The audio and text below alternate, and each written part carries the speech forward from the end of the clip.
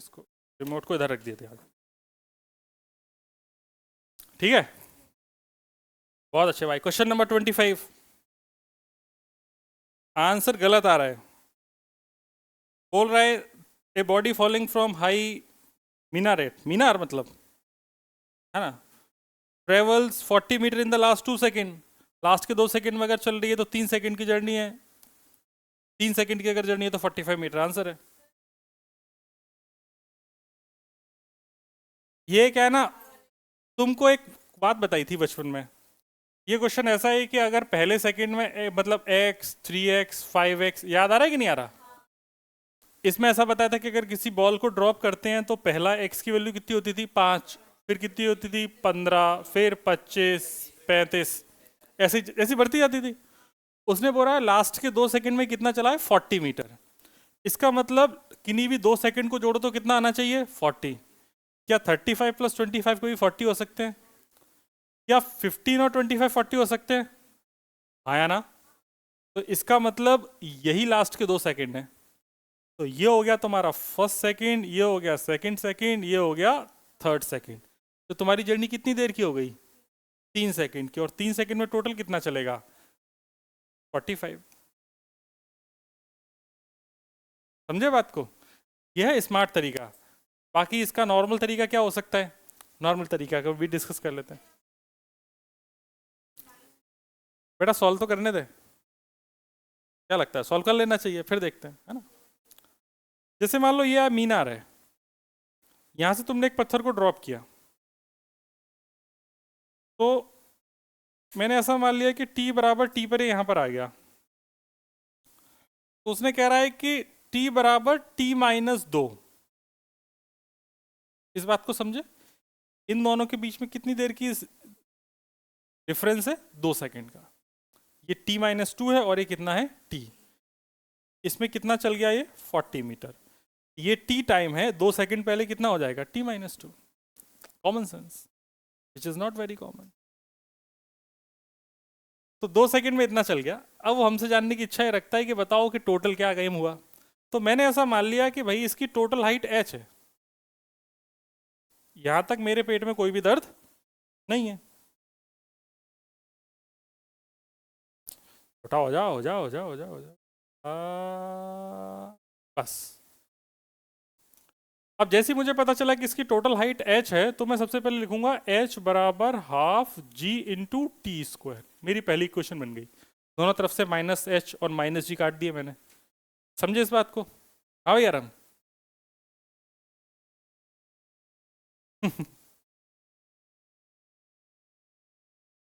इसको जानते हो? जब यहां से ड्रॉप करेंगे तो u की वैल्यू कितनी है, नीचे आएगा तो माइनस h, और इधर हो जाएगा तो minus half g into T square. अब सही लग रहा है? तो वही लिख दिया मैंने h बराबर हाफ जी टी स्क्वायर। फिर दूसरी बात कर लेते हैं। उसने बोला है कि लास्ट के 2 सेकंड में 40 चला है, तो इस पॉइंट का नाम a रख दूं, इसका नाम b रख दूं, इसका नाम c रख दूं। तो अभी मैंने a टू c की बात करी है कि नहीं करी? अगर मैं a से b तक की हाइट की बात करूं तो h माइनस 40 होगा कि नहीं होगा? क्योंकि नीचे का तो 40 है, ऊपर कितना बचेगा h माइनस 40। तो अब मैं a टू b की बात करूंगा, फॉर्मूला सेम रहेगा, लेकिन अब यहाँ पे डिस्प्लेसमेंट h नो के कितना हो जाएगा h माइनस 40। एक्सेलरेशन अभी भी माइनस जी रहेगा, माइनस माइनस काट दिया होगा मैंने, और टाइम की जगह कितना आ जाएगा t माइनस 2 का होल स्क्वायर। सही बात है, क्योंकि यहाँ से लेके यहाँ तक का टाइम कितना है, t बराबर 0 से यहाँ का टाइम t माइनस 2 है, और टोटल टाइम t है, तो वहाँ t माइनस 2 आ गया। अब इसको सॉल्व करते हैं। कितनी इक्वेशन हो गई? 2। अब देखो सॉल्व करना भी मजेदार चीज़ है। h की वैल्यू डाल दो यहाँ पे, तो h की वैल्यू कितनी हो जाएगी हाफ जी टी स्क्वायर, ये हो जाएगा माइनस 40। इसको ओपन करते हैं तो a इसको में आता तो a माइनस बी का होल स्क्वायर, तो ये हो जाएगा हाफ जी टी स्क्वायर, अंदर जाएगा T A square plus B square, मतलब हाफ जी इंटू कितना हो जाएगा 4, फिर आ जाएगा माइनस हाफ जी तो रहेगा ही रहेगा, इंटू 2ab, मतलब 2 इंटू टी। मैंने सारा मल्टीप्लाई भी कर दिया और हाफ जी को अंदर मतलब ओपन भी कर दिया ब्रैकेट, और हाफ जी को अंदर मल्टीप्लाई भी कर दिया। तो हाफ जी टी स्क्वायर से half g t square cut गया, तो तुम्हारे पास तुम देख रहे होगे कि यहाँ पे तो -40 है, इधर बचेगा तुम्हारे पास 20, इधर बचेगा 2 से 2 कट जाएगा तो बचेगा 20t, तो -20t हो जाएगा। 20t बराबर 60, मतलब t बराबर 3 सेकेंड। आ गया कि नहीं आ गया? इस t को यहाँ पे डाल दो, आपका हाइट आ गई। तो h अगर निकालेंगे तो कितना हो जाएगा, हाफ g इंटू 3 का स्क्वायर, मतलब कितना हो गया 45 मीटर। कौन सा मेथड ज़्यादा बढ़िया है, ये पहला वाला या दूसरा वाला? पहला वाला इजी है ना? लेकिन ये पहला एग्जाम में दूसरा वाला लिखना पड़ेगा, लेकिन मज़ेदार बात ये है कि जेई सब्जेक्टिव नहीं होता है। हालांकि तुम्हारे स्कूल में मजे लेने के लिए पूछ सकते हैं, तो तुम्हें तो आने चाहिए। आसान है दोनों मेथड, लिखना चाहें लिख सकते हैं, नॉट अ बिग डील। थोड़ा बड़ा कर दिया जाए सर, दिख नहीं रहा है। अब देखा, पहले बड़का लिख लो फिर छुटका के लिए वापस से कर देंगे। ये नेल पेंट तुम्हारा खत्म हो गया था क्या एक? अच्छा, ऐसा कोई डिजाइन है कि ऐसा अलग अलग कलर? कुछ लोग तो नेल आर्ट बनवा के आए हैं। ये ये ये खुद बनाई है? हाँ। अच्छा। हाँ यार सुंदर लग रहा है। और उधर बेटा तुम लोग भी कुछ कर लिया करो कभी कभार। लड़कियां नेल आर्ट बनवा के आ रही हैं, तुम खरगोश वाले बाल कटा के आ जाओ।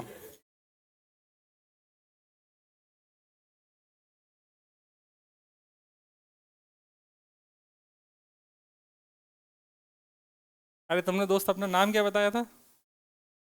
दीपांशु। तो अभी तो कुछ प्रश्न वश्न ने पहले होमवर्क में दिए थे, तो कुछ आपको समझ में नहीं आ रहे होंगे। उधर को कर दें? ठीक है भाई।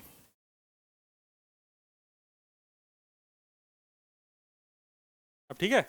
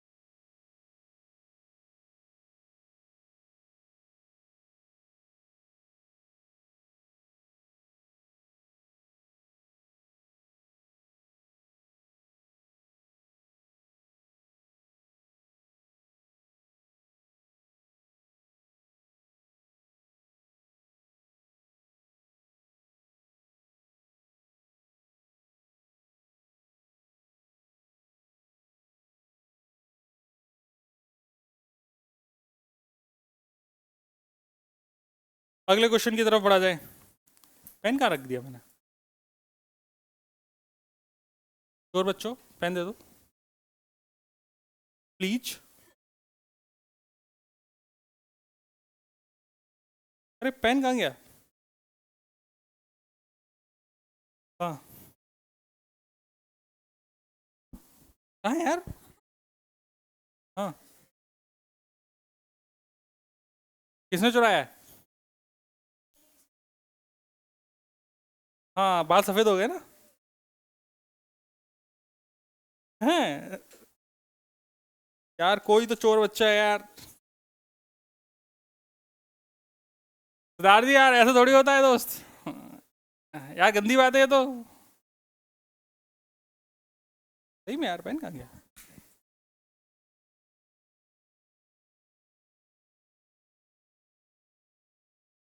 सीरियसली?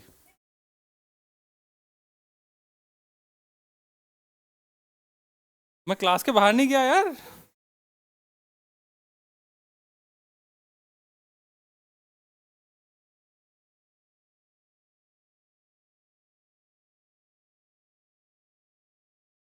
ओ हाँ, बुक में ही, अरे यार।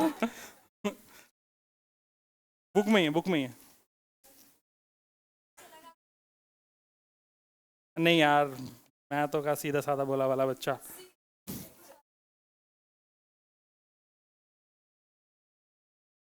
तो क्वेश्चन नंबर कहाँ तक हो गया? 26। अच्छा, मतलब सारे बताने हैं। Two particles A and B having different masses are projected from a tower with speed same speed. A is projected vertically upward. एक टावर है, टावर के ऊपर खड़े हो गए। शायद नहीं खड़े हो पा रहे, अब खड़े हो जाएंगे। टावर के ऊपर खड़े हो गए, एक पत्थर को ऊपर फेंक दिया, एक पत्थर को नीचे फेंक दिया साइमल्टेनियसली।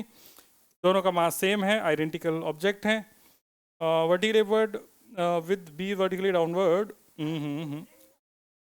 डिफरेंट मास, कोई फर्क नहीं पड़ेगा उससे। ये M1 और M2 कर लो, कोई प्रॉब्लम की बात नहीं। बट वेलोसिटी सेम है, मतलब स्पीड सेम है। इसको V और इसको V से दोनों से नीचे फेंक दिया गया। ऑन रीचिंग द ग्राउंड बोल रहा है किसकी वेलोसिटी ज़्यादा होगी, किसकी वेलोसिटी कम होगी। क्या विचार है आप लोगों का, क्या सोचा आपने, क्यों होगी? हाँ, क्योंकि दोनों ही केसेस में अगर देखा जाए तो ये पत्थर ऊपर घूम के नीचे आएगा और ये वाला डायरेक्टली नीचे आ जाएगा। हम यहाँ पे जो फॉर्मूला लगाएंगे v² बराबर u² प्लस 2s, तो इनिशियल वेलोसिटी को u मान लेते हैं, थोड़ा अच्छा लगेगा, है ना, सुनने में तो अच्छा लगता है ये सब। तो u² दोनों की वेलोसिटी है। अगर तुम u को एक को प्लस यू और एक को माइनस यू रखोगे तब भी स्क्वायर में कोई फर्क पड़ने वाला नहीं है। प्लस एक्सेलरेशन दोनों पे माइनस जी लग रहा है और दोनों का ही डिस्प्लेसमेंट माइनस एच है, तो इनकी जो स्पीड होगी वो हो जाएगी u² प्लस 2gh। मतलब दोनों की स्पीड सेम आ रही है कि अलग अलग? अब मास से फर्क क्यों नहीं पड़ा? क्योंकि तुम जैसे पहले वाले के एक्सेलरेशन लिखोगे तो उस पर लिखोगे पहले वाले का पे लगने वाला ग्रेविटेशनल फोर्स अपॉन पहले वाले का मास। अब क्या हुआ कि फोर्स कितना लगेगा, mg, नीचे m1, वापस से m1 से m1 कट गया तो वैल्यू कितनी आ गई? तो g दोनों पर सेम लग रहा है, एक्सेलरेशन सेम है, दोनों की हाइट सेम है, इसकी वजह से दोनों की इनिशियल स्पीड सेम है, इसकी वजह से दोनों की फाइनल स्पीड भी सेम होगी। ग्रेविटी मास पे डिपेंड नहीं करता, ऐसा बोलना चाह रही हो? वैसे तो आइडियली तो बात गलत है वैसे ऐसे बोलना। ग्रेविटी, इसको कैसे समझाएं, क्योंकि जी ऐसा होता ही नहीं है। जी अर्थ के मास पे डिपेंड कर रहा है, जी ऑब्जेक्ट के मास पे डिपेंड नहीं कर रहा। तो ऐसा बोलना मास पे डिपेंड नहीं करता, ये बात आधी अधूरी गलत है। ऐसा बोलना चाहिए ऑब्जेक्ट के मास पे डिपेंड नहीं करता, अर्थ के मास पे डिपेंड करता है। ठीक है, तो सबके समझ में आ गया होगा।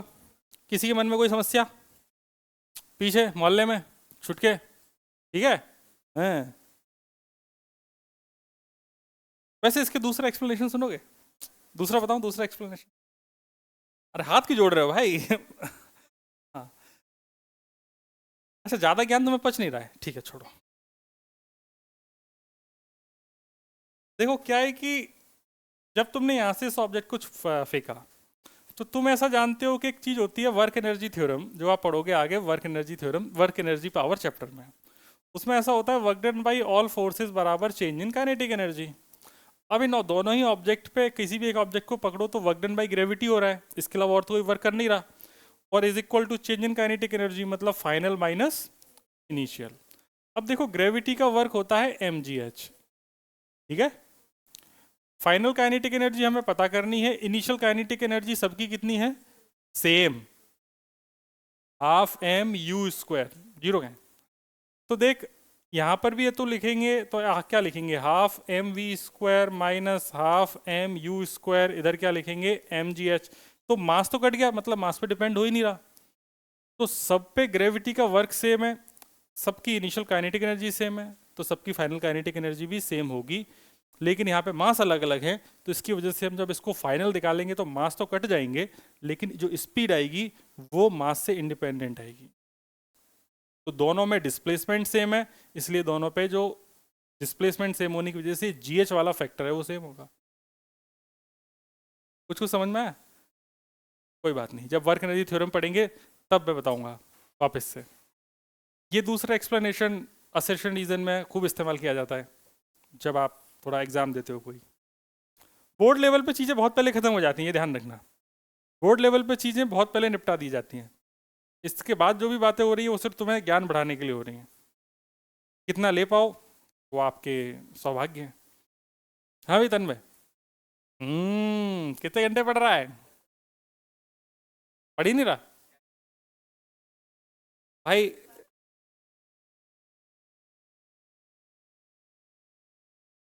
बेटा कौन सी नई सीरीज निकाल रहा है जिससे कि पता चल जाए कि टाइम लगा के नहीं पढ़ रहा? जिम जाता है, देख तो नहीं रहा कुछ। अब समस्या क्या है कि बेटा यही समय है जीवन में, यौवन अवस्था में आप प्रवेश कर रहे हैं, आपका शरीर अच्छा होना चाहिए, है ना? हो तो नहीं रहा, लेकिन पढ़ाई अच्छी कर लो, शरीर तो बाद में भी अच्छा कर लेंगे। 1 साल की बात है, 12th के बाद। कॉलेज में आदमी के पास बहुत टाइम होता है। चरड़ वरड़ छू लो। नहीं, अच्छा। क्वेश्चन नंबर 27, डाउट है? आए सरदार जी करके आए हैं भाई। अ पेबल इज ड्रॉप्ड, पत्थर from the rest from the top of a tall cliff, 4.9 metre चल जाता है, 1 सेकंड बीत जाता है। How much further does it drop in the next 2 second? 40। एक पत्थर को ड्रॉप किया, पहले सेकंड में कितना चल रहा था? 5। दूसरे में कितना चल रहा था? 15। तीसरे में कितना चल रहा था? 25। तो 25 और 15 कितना हो गया? 40। तो पहले सेकंड में 5 और अगले 2 सेकंड में कितना चला? सब शांत रहो। हाँ, 40 चला ना, यही तो क्वेश्चन है। इसने जी की वैल्यू 9.8 ले ली, तो 40 से थोड़ा सा कम आएगा।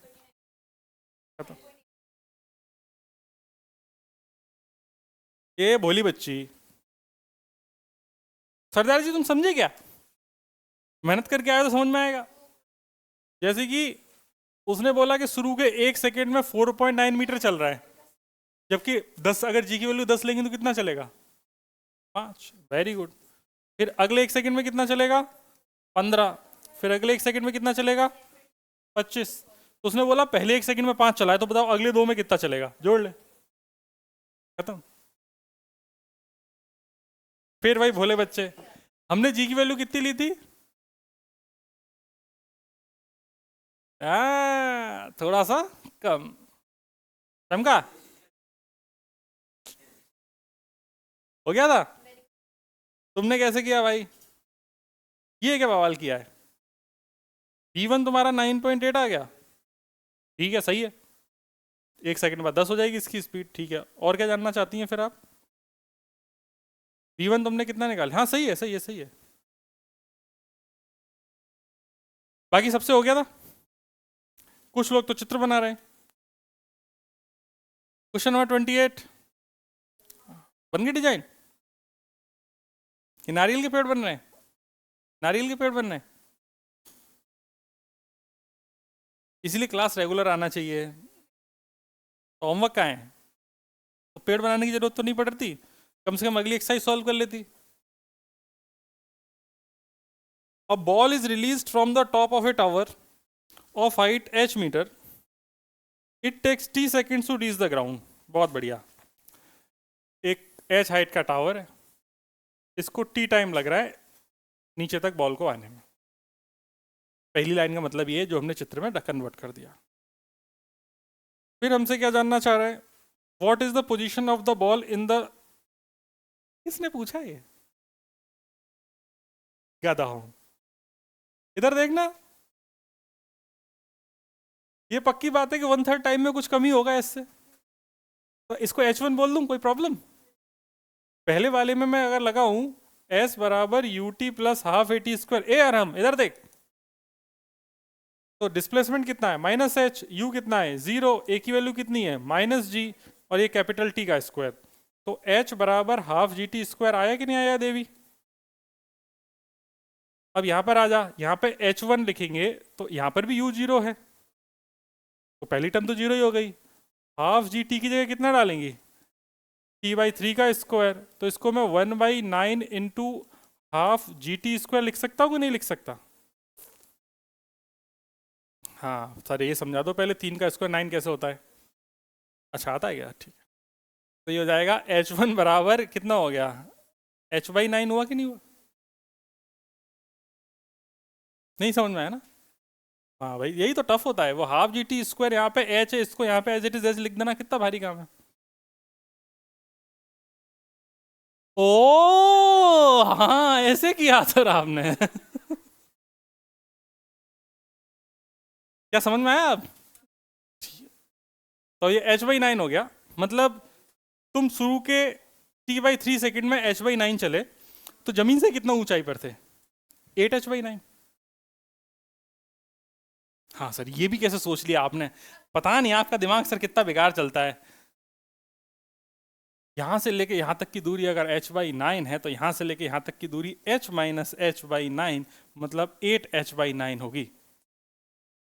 हाँ अब समझ में आया सर। छिटंकी, उसने जमीन से पूछा है तो 8 H/9 फ्रॉम द ग्राउंड। प्यारा प्रश्न था। ये जितने भी क्वेश्चन है सारे अच्छे क्वेश्चन है ना, इनको देख के घबराना नहीं, इनसे सीखने को ही मिलेगा और इनको अटेम्प्ट जरूर करना। ये कितने लोगों का डाउट था जरा हाथ उठाना। हाथ तुम लोगों ने पहले तो हाथ नहीं उठाए ना, बस उस नालायक ने उठाया था एक ने, हैं? ठीक है सह लेंगे सह लेंगे। इस प्रकार ये समाप्त होता है। अच्छा असर्शनिज्म भी बाकी है, अब आएगा ना मजा बिड़ू। अब देखते हैं, डिबेट होगी है, जिसकी थ्योरी क्लियर होगी उससे यार हो गए होंगे, जिसकी थ्योरी क्लियर नहीं होगी उससे यार नहीं हुए होंगे, बात खत्म, एक लाइन का पूरा है। जिससे ए आर होगा इसका मतलब समझ लेना उसकी थ्योरी क्लियर है, उसको थ्योरी में कोई समस्या नहीं है। चलो शुरू करें। असर्शन नंबर पहले में कितने लोगों को डाउट है, कोई डाउट? 1 में नहीं, 2 में कोई डाउट? हाँ इस पर बातें करेंगे यार अपन, तुमने क्या सोचा हमने क्या सोचा, हम तुम सोच के कुछ नई बात निकालेंगे, बताओ बेटा। अरे रुक जा यार, उसका डाउट है ना, तेरा तो हो गया, तेरा भी है अच्छा। चलो बताओ, सदारी से बात करेंगे। अरे यार क्या है ये क्वेश्चन, क्या कहना चाह रहा है? Very good. तो पहला स्टेटमेंट क्या कहना चाह रहा है जरा समझाओ, ऐसे अबोध बालक को, जैसे छोटे बच्चों को नहीं समझाते, समझाओ जरा।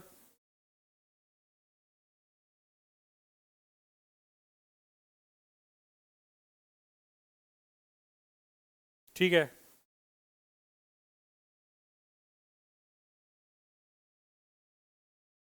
हाँ मतलब नहीं यार, समझ समझ के बताओ, अंग्रेजी को हिंदी में करो ना, अंग्रेजी को हिंदी में समझा दे बस मुझे, क्वेश्चन में बता दूंगा।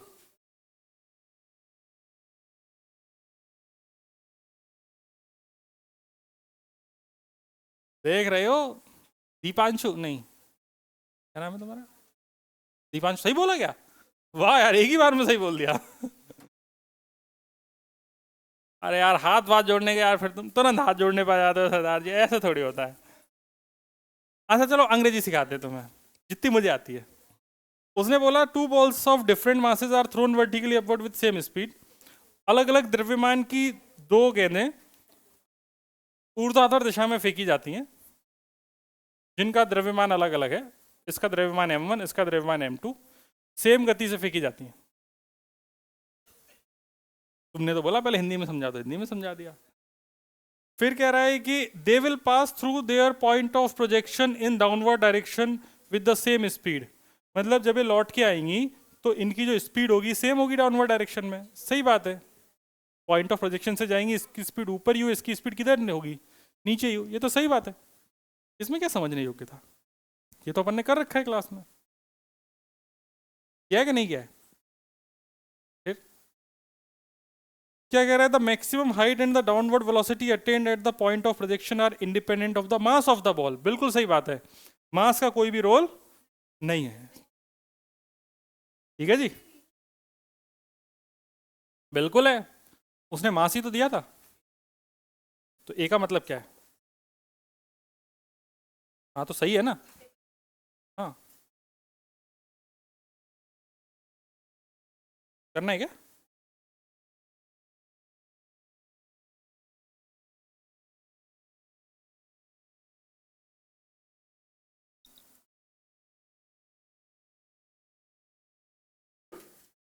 हम क्वेश्चन नंबर 3 की तरफ बढ़ेंगे। क्वेश्चन नंबर 3 पे क्या कहना है?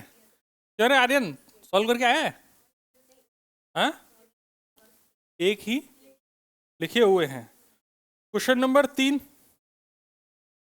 जैसे डाउट है पूछो, किसी के मन में कोई डाउट आए, कोई सोचे ए का बी, बी का सी, सी का डी क्यों है, ऐसा भी पूछ सकते हो। रुक जाएगी मैं, थर्ड में क्या डाउट है?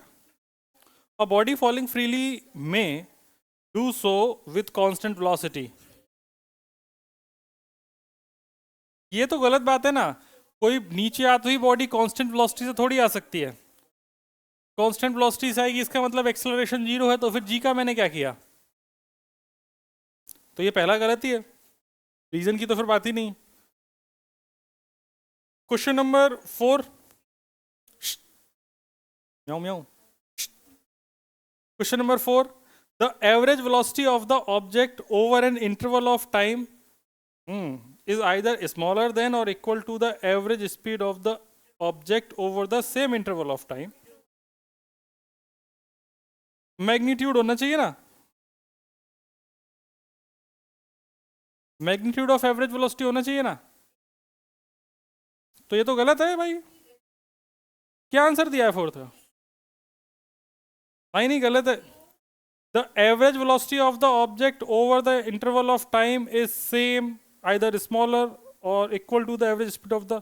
ये स्टेटमेंट तब सही होता जब लिखा होता मैग्नीट्यूड ऑफ एवरेज वेलोसिटी। ये स्टेटमेंट गलत है, तो चेंज कर लो ना बेटा। मैं गलत बातों को सही कैसे बोल दूं? पहला गलत हो गया, अब दूसरा देखते हैं। Vector is a vector quantity, velocity is a vector quantity, speed scalar quantity. तो ये सही बात है, तो पहला फॉल्स है और दूसरा ट्रू है। मतलब इसका आंसर है option number E, E for इल्ली। इल्ली जानते हो? इल्ली, इल्ली, इल्ली नहीं जानते? कीड़ा होता है कैटरपिलर टाइप का। क्वेश्चन नंबर 5, डाउट है, an object can have constant speed but variable velocity. बिल्कुल सही बात है, डायरेक्शन बदल सकती है, तो पहला तो ट्रू है। सर्कुलर मोशन में, यूनिफॉर्म सर्कुलर मोशन में स्पीड कांस्टेंट है बट हर वक्त डायरेक्शन बदल रही है ना, तो पहला तो सही है assertion. Speed is a scalar quantity और velocity is a vector quantity, ये बात भी इसकी एकदम सही है। ये को इसमें दोनों ही आंसर हो सकते हैं, ये थोड़ा कंफ्यूजन वाली बात है। जैसे अगर इसको ज़्यादा एलिबरेट करना होगा, मतलब अगर मुझसे पूछा जाए इसका आंसर, तो मेरे हिसाब से इसका आंसर बी होना चाहिए। इसका आंसर ए तब होता जब नीचे लिखा होता कि जो वेलोसिटी है वो डायरेक्शन में भी वेरी कर सकती है, ये इसका करेक्ट एक्सप्लेनेशन होता। तो आप लोग करेक्ट एक्सप्लेनेशन इसका इस कॉपी में लिख लेना, ठीक है बच्चों? दीदी बेटा तूने इसमें कोई डाउट नहीं पूछा,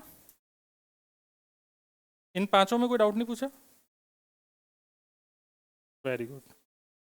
अब देखो भाई, आप लोग ना थोड़े भोले बच्चे हो, ये जब अपन होमवर्क देते हैं ना, तो होमवर्क करने की कोशिश करो। अभी आप लोगों में वो कैपेबिलिटी नहीं है कि होमवर्क अपने आप से कर पाओ, इसलिए कम कम क्वेश्चन दे रहे हैं, लेकिन आप लोग करो, क्योंकि कैपेबिलिटी ऐसा थोड़ी है कि ऑटोमेटिक आ जाएगी एकदम से, ऐसा एक दिन ऐसा होगा तुम सब कुछ सीख जाओगे, ऐसा कभी नहीं होने वाला है। धीमे धीमे डेवलप करो। मैं हर एक क्वेश्चन में करा ही रहा हूँ क्लास में, जो भी होमवर्क में दे रहे हैं ऑलमोस्ट कोई ना कोई पूछ ही ले रहा है। तो अपने आप को टाइम दो, तुम धीमे धीमे सीखोगे, धीमे धीमे क्वेश्चन अप्रोच करना सीखोगे। तो थोड़ा सा अपने आप पे विश्वास रखो कि तुम कर लोगे, ठीक है। मेहनत की कमाई का है, नहीं टूटेगा बेटा। ठीक है सरदार जी, हाँ छोड़ना नहीं है। तो गया सो गया। ये किसका है? लीजिए।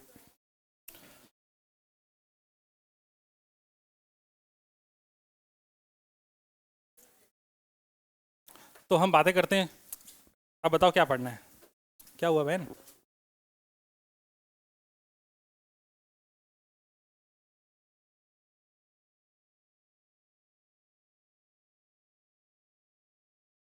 हम क्या पढ़ रहे थे?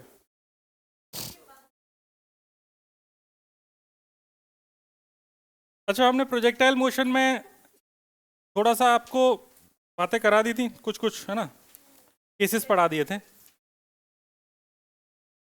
और जो चीज़ अपन क्लास में पढ़ा रहे हैं ना, वो उसको ये सोच के मत पढ़ना कि ये तो यही की है तो इसे हमें क्यों दिमाग लगाना है। नहीं नहीं, पढ़ना पूरा है, दिमाग पूरा चलना चाहिए। क्या हुआ? क्यों? क्योंकि तुम पापी हो, क्लास में से भागने की पड़ी होगी। तो क्या हो गया?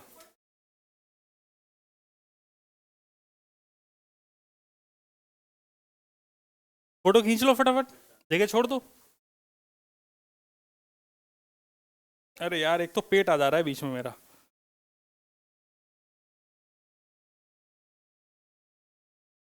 अरे दीपांशु भाई, अरे दीपांशु, पेट वेट ज़्यादा तो नहीं है मेरा?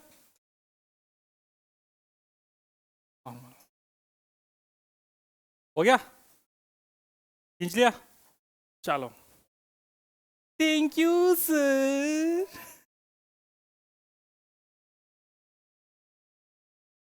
चलो ये आ गए।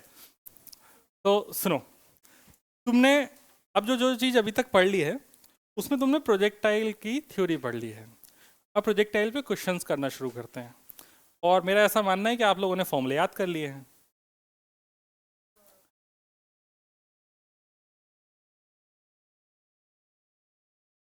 अगली क्लास का होमवर्क समझ में आ गया? अगली क्लास का होमवर्क है, कहाँ गया? हाँ, अगली क्लास का होमवर्क है शॉर्ट नोट्स, या आप इसे फॉर्मूला शीट भी बोल सकते हैं।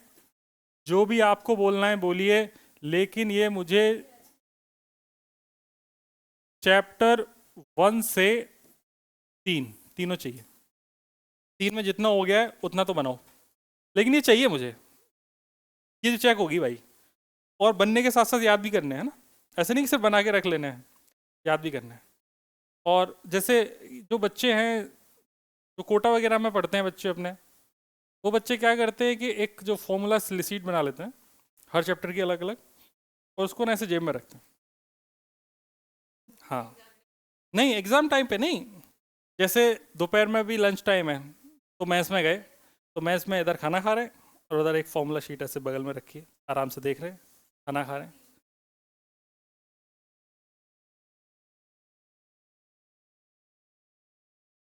एक्चुअली देखने का नज़रिया है, मैं उसको बहुत डेडिकेशन से देखता हूँ कि बच्चे का डेडिकेशन इस लेवल का है कि वो हर वक्त उसी चीज़ में डूबा है, उसे उसके बाहर दुनिया से फर्क ही नहीं पड़ रहा। मेंटल हेल्थ तो बच्चे की तब स्ट्रांग होगी ना जब वो अपना टारगेट कुछ फिक्स करके रखेगा। बिना टारगेट फिक्स किए हुए अगर आप सिर्फ पढ़ते रहेंगे तो फिर आप डिप्रेस होंगे। अगर आपके पास टारगेट्स फिक्स है ना, तो आप उसमें मार्क करते जाते हैं कि इतना हो गया, इतना अचीव हो गया, इतना अचीव हो गया।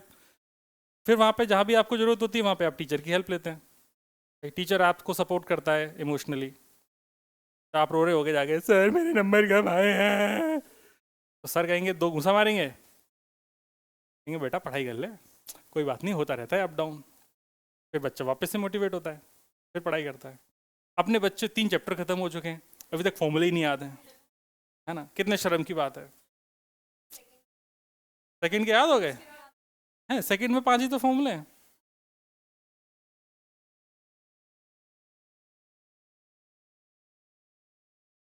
अच्छा अच्छा, तो वो ये 3 चैप्टर जो बोले हैं ना, इसमें मैं एक चीज बोलना भूल गया। अच्छा तुमने याद दिला दिया। मर गया क्या? नहीं, जिंदा है। हाँ,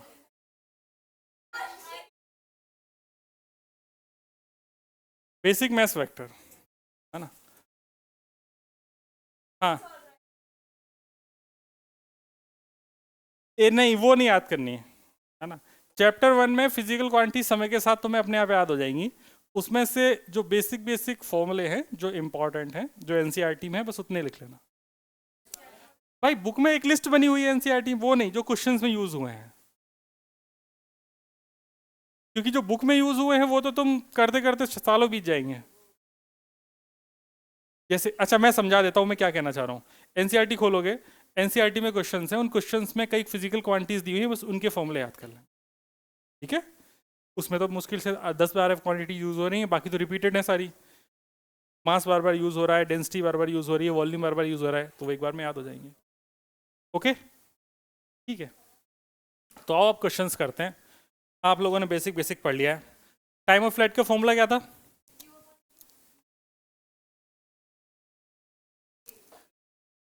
2u/g या फिर 2u sin थीटा बाई जी, है ना? खाना खाते टाइम बगल में, है ना? दूसरा, मैक्सिमम हाइट का फॉर्मूला क्या था? U square sine square theta by 2g। You square sine square theta by 2g, जिसको दूसरे तरीके से क्या बोले थे? यू वाई का स्क्वायर बाई 2g, है ना? याद करते जाओ अभी अभी। और तीसरा फॉर्मूला क्या था? रेंज का। रेंज का फॉर्मूला क्या था? U square sine square theta by, u square sine 2 theta by g, और या फिर था 2ux/uy by ji.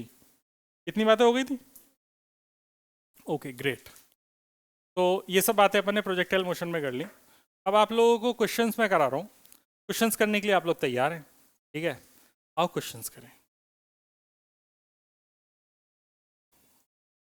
A particle is moving, a particle is moving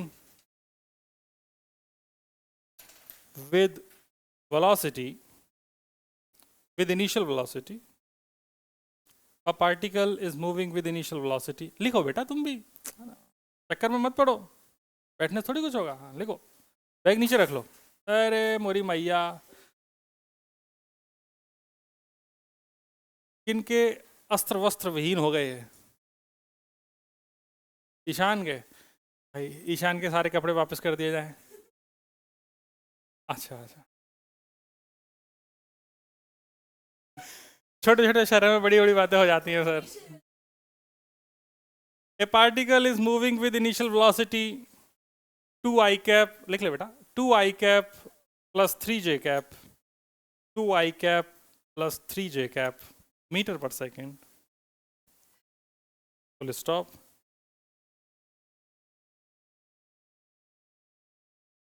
an acceleration of I cap plus j cap, I cap plus j cap meter per second square, an acceleration of I cap plus j cap meter per second square is given to this particle, is given to this particle. Find its velocity, find its velocity after 2 seconds.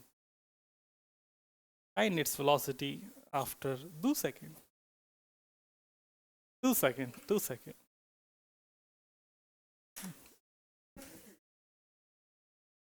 हैं?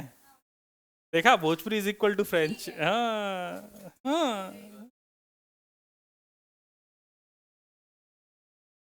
हाँ? हमें क्या पता, लगाओ। इतना ज्ञान मेरे पास होता तो मैं पढ़ा रहा होता अभी तुम्हें। v बराबर u प्लस एटी, पता नहीं कैसे लगेगा। लगा? यही लगेगा, यही लगेगा, सोचना नहीं है। सोचना है वहाँ दिमाग लगाता है। v बराबर यू प्लस ए टी लिख, u कितना है, u वेक्टर लिख, a वेक्टर लिख, वैल्यू डाल, t लिख, सीधा v आ गया। कौन सा बड़ा काम है? हाँ आई कैप जे कैप में लिखनी है। आप थोड़ी नालायक नहीं है, ऐसा नहीं लगता आपको? हाँ, या वेलोसिटी भी छोड़ सकते हैं। ब्रैकेट लगा दिया था, ठीक है।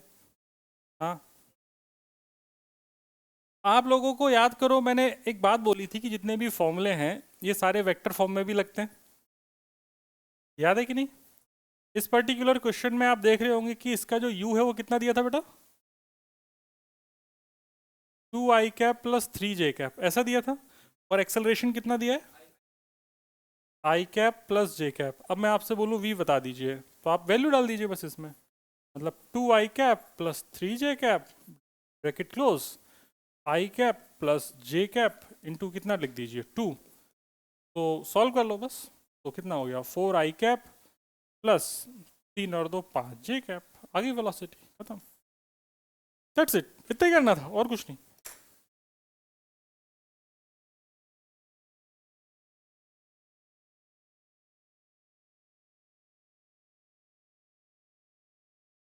तो डियर दीपांशु जी, वेक्टर नाम की एक चिड़िया होती है, उस चिड़िया को उड़ाया जाता है दो एक्सिस के अलोंग, ये है आपका एक्स एक्सिस, ये है आपका वाई एक्सिस, ठीक है। थोड़ा सा वेक्टर पढ़ोगे तो समझ में आएगा। इधर जो भी कंपोनेंट होता है उसे आई कैप कहते हैं, इधर वाले को जे कैप कहते हैं। अब जैसे इधर 3 है तो इधर लिखूंगा 3 आई कैप, इधर सब कितना है 2 है तो इधर लिखूंगा 2 जे कैप। मतलब आई कैप के बगल में लिखा हुआ है 2, इसका मतलब वो एक्स एक्सिस के अलोंग है, और जे कैप के बगल में 3 लिखा हुआ है मतलब वाई एक्सिस के अलोंग है, ठीक है। तो थोड़ा सा आप अगली क्लास में थोड़ा सा और ज्ञान प्राप्त कर लेंगे, अभी मेरे हिसाब से इतना समझ में आया होगा थोड़ा थोड़ा। वेक्टर तो सुना नहीं है तो, लेकिन फॉर्मूला ये सुना होगा, फॉर्मूला सुना है कि नहीं सुना? हाँ अब सुन लिए। चलो, प्यास लग रही, पानी खत्म हो गया है। क्वेश्चन दे देते हैं फिर चलते हैं। हाँ यार, एक आध ढंग का क्वेश्चन दे, तुम लोगों को थोड़ा रुलाया जाए। अच्छा इजी देते हैं। कौन है छोटा बच्चा? डिंग डिंग डिंग, डिंग डिंग डिंग।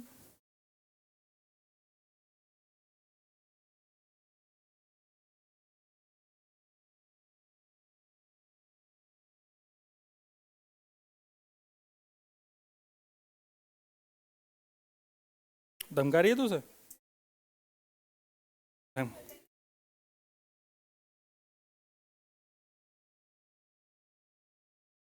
रिलेटिव वेलोसिटी हम खत्म कर चुके हैं पहले, है ना? ठीक है। अगर रिलेटिव वेलोसिटी हम खत्म कर चुके तो बहुत अच्छी बात है। अगला क्वेश्चन लिखा जाए।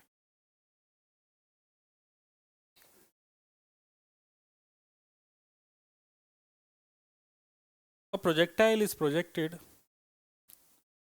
A projectile is projected at an angle 37 degree. A projectile is projected at an angle 37 degree with horizontal. A projectile is projected at an angle 37 degree with horizontal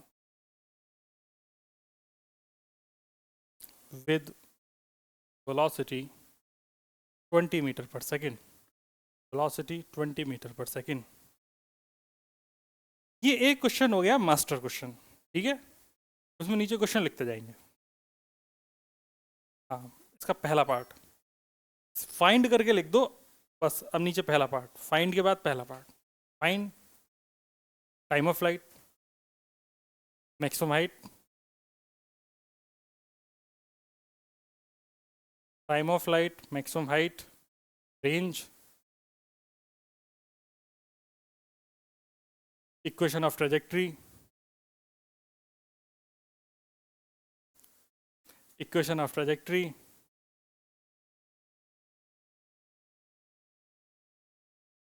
कितनी दी है वेलोसिटी? 20 दी है ना। और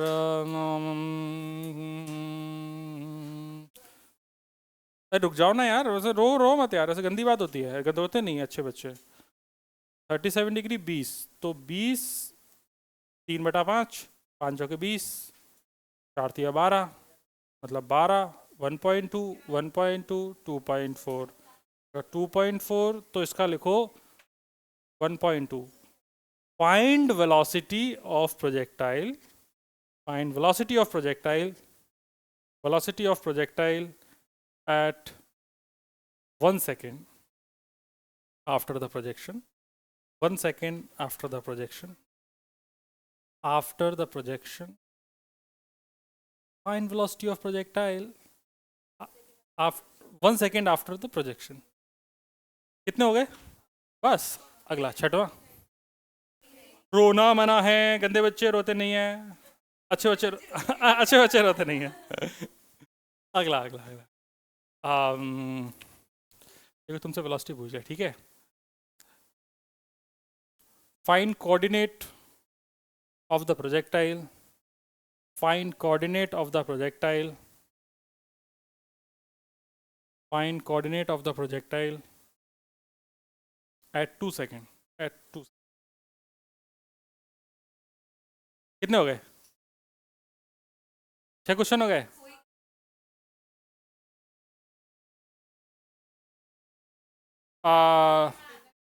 draw draw draw draw draw VT graph, draw VT graph. मुझे क्या पता, मुझे मुझे कुछ नहीं पता है। Comma XT graph, comma AT graph, ठीक है। अब आराम से मैं पानी पीने जा सकता हूं, आप लोग सॉल्व कीजिए। अच्छा सुनिए, इसमें से शुरू के 4 क्वेश्चन 4 सेकंड 4 मिनट में सॉल्व हो जाने चाहिए। 4 सेकंड ज़्यादा, 4 मिनट में सॉल्व होने चाहिए। 4 क्वेश्चन 4 मिनट, सॉल्व कीजिए। आइए प्रश्न की शुरुआत करते हैं मेरे प्यारे भोले बच्चे। एक क्वेश्चन जिससे आप पूरा प्रोजेक्टाइल सीख जाएंगे। क्वेश्चन ये था कि अपन ने एक प्रोजेक्टाइल को फेंक दिया। प्रोजेक्टाइल की जो स्पीड है u अपने को दे रखी थी 20 मीटर पर सेकेंड, और इसको हॉरिजॉन्टल पे theta is equal to 37 degree पर फेंक दिया है। इसके बाद प्रश्नों का दौर शुरू है। इसमें जो पहला क्वेश्चन था, सरदार जी इसका आंसर नहीं आया ना, ध्यान रखना, पेन बहुत मजबूत है, गर्दन पे यहाँ पे मारूंगा। टाइम ऑफ फ्लाइट का फॉर्मूला था 2u साइन थीटा बाई जी। तो यहाँ पर 2u की जगह 20 डाल देंगे, साइन 37, साइन 37 तुम लोगों को बचपन से याद है कितना होता है? तो हो जाएगा 4 इंटू 3/5, तो हो जाएगा 1। गड़बड़ कर दिया हमने, ये 4 नीचे से सही तो है। 2 की वैल्यू 20 है, 20 रखी तो है, तो 40/10, और ये कितना हो जाएगा 3/5। सही तो कर रहा था यार। तो ये हो जाएगा 4 तिया 12, 12/5, मतलब 2.4 सेकेंड आंसर आ रहा है। कितने लोगों का आंसर सही है? हाथ उठा, हाथ उठा, हाथ उठा। क्यों भाई? गधे, यहाँ पे यूनिट 2 नहीं लगाया ना तूने? फॉर्मूला सामने लिखा हुआ है, वो भी गलत कर रहा है। देखा, फिजिक्स से ज्यादा मजबूत क्या है? इसलिए तो समझ में नहीं आ रही।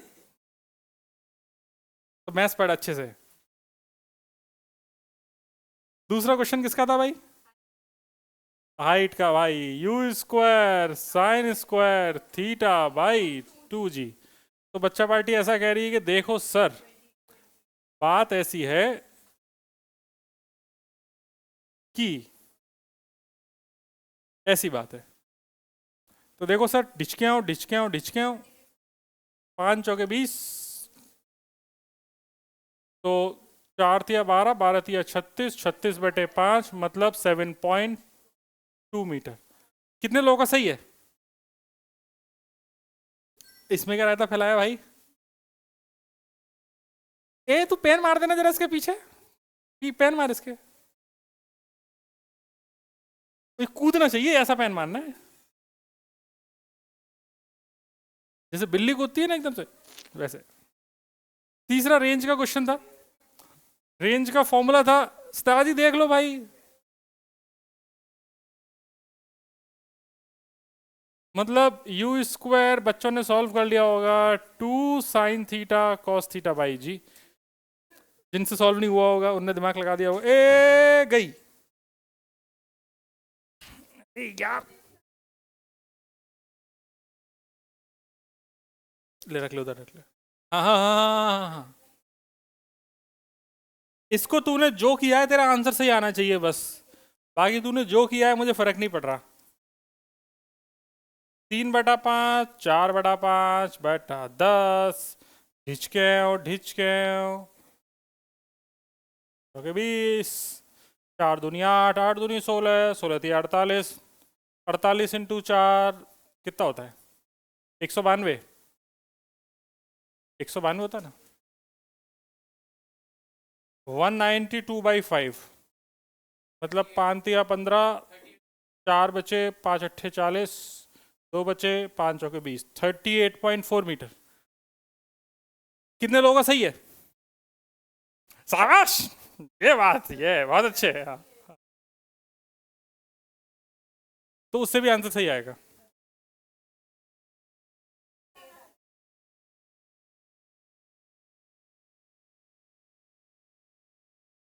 बेटा sin 2θ ओपन होके क्या बनेगा? 2 sin θ cos θ।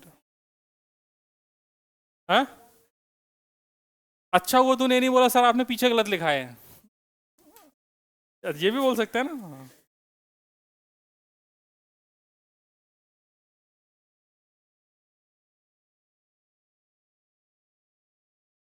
समझ में आ गई बात? तो उम्मीद करते हैं आप सभी लोगों का ये आंसर सही है। कितने हो गए सॉल्व? 3। चौथा क्या था? इक्वेशन ऑफ ट्रेजेक्ट्री का फॉर्मूला है y = x tan θ 1 - x/r। बच्चों ने सॉल्व कर लिया। tan 37, टैम नहीं है, tan है। 1 - x/r कितनी है? चल झूठी। हाँ 38 तो 192/5 कर लेते ना। 192/5 ऐसे लिख सकते हैं ना रेंज को, ऐसे दिखने में अच्छी लगेगी। tan 37 is 3/4, 1 - 5x/192। सॉल्व कर लिया, हो गया खत्म। तो 3x/4 माइनस, कर लो यार सॉल्व अगर इच्छा है तो ये हो जाएगा 3/4 इंटू 5/192 इंटू x²। ये कट जाएगा, 3×6 18, 3×4 12, हो जाएगा 3x/4 माइनस 5x², 4×4 16 और 4×6 24 और 1 25। ये आ रहा है भाई दोस्त, y = 3x/4 माइनस 5x² 256। हाँ कर सकते हैं, क्यों करना है? ऑप्शन ऐसे ही मिलेंगे, या यहाँ तक छोड़ दोगे तो भी सही है। एमसीक्यू में आएगा तो ऑप्शन इसी टाइप से मिलेंगे। कितने लोगों का सही है?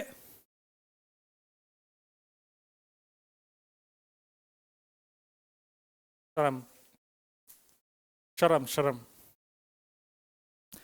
पांचवा क्या है? हाँ 256। ये 64 है ना, काटा है ना 3 से। तुम तो फाइनल आंसर लिख लो। पांचवा क्या था?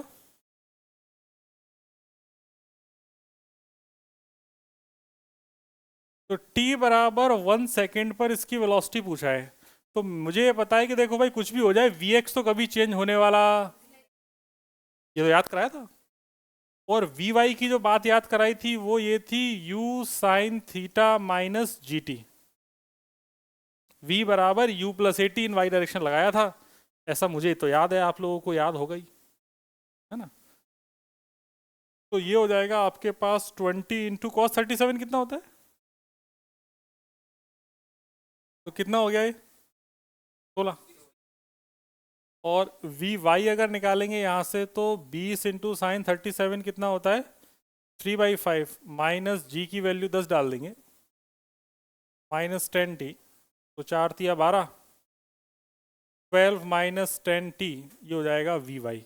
तो मुझे किसी भी t टाइम पर इसकी वेलोसिटी पता चल गई, t की वैल्यू 1 डाल देंगे तो वी वाई हो जाएगा 12 माइनस 10 इंटू 1 तो कितना हो गया 2। तो 2 मीटर पर सेकंड y में हो गया और 16 मीटर पर सेकंड किस में हो गया x में। तो बेटा अब निकाल रहे हैं ना, क्यों परेशान हो रही है, जीवन आसान है, टफ मत बनाओ। तो वी वेक्टर हो गया मेरे पास 16 i cap plus 2 j cap. आगे आंसर मैग्नीट्यूड निकालना है, मैग्नीट्यूड भी निकाल सकते हो। अंडर रूट कितना हो जाएगा 16 का स्क्वायर प्लस 2 का स्क्वायर, मतलब 16 का स्क्वायर कितना हो गया 256 प्लस 4 मतलब अंडर रूट 260। ये हो गया भाई स्पीड अगर निकालनी है तो। कौन सा फॉर्मूला लगाया मैग्नीट्यूड निकालते टाइम, अंडर रूट ए स्क्वायर प्लस बी स्क्वायर। कितने लोगों का सही है अरे 2 लोगों का सही है भाई, वेरी गुड। क्या भैया तुम लोगों के अब आंसर क्यों नहीं आ रहे रे पीछे, क्यों क्यों क्यों किया क्यों नहीं। हाँ भाई दोस्त दिखाओ जरा तुमने क्या फॉर्मूले में रायता फैलाया। ये तो सही था formula 2u sin theta by जी।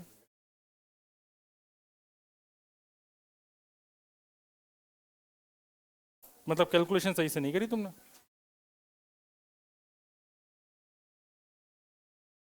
क्या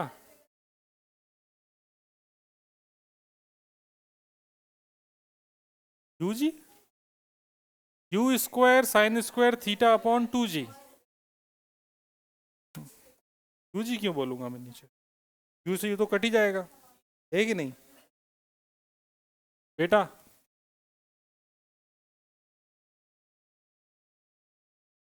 अच्छा अच्छा अच्छा कितने हो गए 5 हो गए। छठवा के में क्या पूछा है,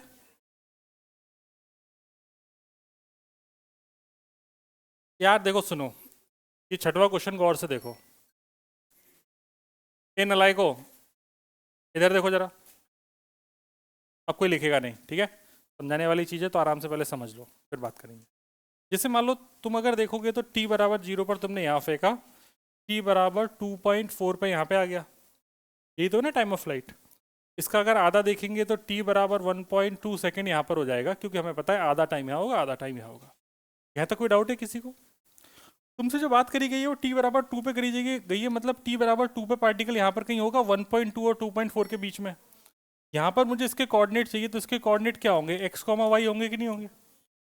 x मतलब यहाँ से लेके यहाँ तक की दूरी, ये तो हो गई x, और यहाँ से लेके यहाँ तक की दूरी क्या हो गई y। ये मैथ्स का छोटा सा कॉन्सेप्ट है। ओरिजिन से जो भी परपेंडिकुलर डिस्टेंस है, या ऐसा बोल दें y एक्सिस से परपेंडिकुलर डिस्टेंस होती है x कोऑर्डिनेट, और y x एक्सिस से परपेंडिकुलर डिस्टेंस होती है y कोऑर्डिनेट। अब इसके बाद तुमसे अगर x की बात करी जाए तो ये भाई मैंने तुम्हें वैसे जब जब तुमको इक्वेशन ऑफ ट्रेजेक्टरी पढ़ाई थी उस वक्त मैंने x और y निकालना तुमको सिखाया था। जैसे कि यहाँ पर इसको u स्पीड से थीटा एंगल पे फेंका है तो ये u cos थीटा, एक बार में समझना, इधर हो जाएगा u sin थीटा। सही बात है। t बराबर t टाइम पर मैंने इसको लिए तुमको बोला था कि जो x कोऑर्डिनेट होगा x डायरेक्शन में कोई एक्सेलरेशन तो है नहीं, तो मैं लिख दूंगा x डायरेक्शन में स्पीड इनटू टाइम। ये इक्वेशन नंबर 1 बनी थी, याद आ रही है। और ऐसे ही जब y डायरेक्शन में बात करनी थी तो मैंने लगाया था s बराबर u t plus half a t square. तो मैंने बोला था यू टी वाई डायरेक्शन में u साइन थीटा है, g नीचे की तरफ है, minus half g t square. ये 2 इक्वेशन बनी थी, फिर t की वैल्यू को उठा के मैंने इसमें रखा था, फिर मेरे पास इक्वेशन ऑफ ट्रेजेक्टरी आई थी। अब याद आ रहा है, हाँ या ना, नहीं का। तो इसके बाद अब इसने जो बात कर रखी है कि मुझे x और y कोऑर्डिनेट बता दीजिए, तो मैं x कोऑर्डिनेट बताना मेरे लिए कितना आसान है। u की वैल्यू 20 रख दी, cos कितना रख दिया 37, और टाइम की वैल्यू कितनी रख दी 2, आगे x कोऑर्डिनेट खत्म। तो 20 इंटू 4/5 इंटू 2 तो कितना आ गया 32 मीटर। 5 चौके 20, 4 चौक 16, 16 दूनी 32। समझ गए बात? 32 मतलब 32। फिर y की बात कर लेंगे तो y में वापस से वैल्यू डाल देंगे। ये अपन ने डाल दी इन इक्वेशन नंबर 2, ऊपर वाले में कहाँ डाली थी? In equation number 1। तो जैसे y में वैल्यू डालेंगे तो ये हो जाएगा 20, यहाँ पर डाल देंगे कितना? साइन 37, t की जगह 2 माइनस हाफ, g की जगह डाल देंगे 10, और ये हो जाएगा 2 का स्क्वायर। तो 20 into 3/5 into 2 minus half 10 into 2 का स्क्वायर। आओ सॉल्व करें। तो 5 चौके 20, 4 तिया 12, 12 दूनी 24, माइनस 2 से 2 कट गए, माइनस 20। तो आंसर आ गया 4 मीटर। मतलब इसके कोऑर्डिनेट पता चल गए। इस पॉइंट P के जो कोऑर्डिनेट हैं वो अब हम बोल सकते हैं कि जो कोऑर्डिनेट हैं, कोऑर्डिनेट ऑफ या पॉइंट P, ये है तुम्हारे पास x, y, मतलब इसके कोऑर्डिनेट हैं 32, समझ गए बात को? कोई डाउट यहां तक?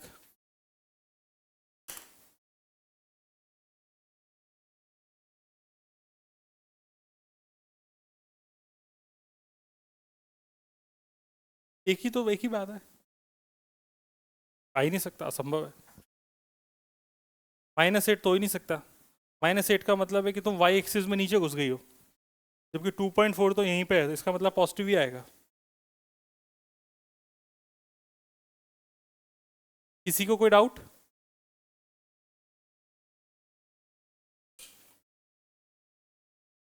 डाउट बताओ, कहाँ डाउट है? देखो इसका जो सेकंड पार्ट था, मतलब सेकंड मतलब लास्ट पार्ट था, हाँ सेवेंथ, उसमें ऐसा पूछा गया था कि ग्राफ क्या क्या बनेंगे, ग्राफ बता दीजिए।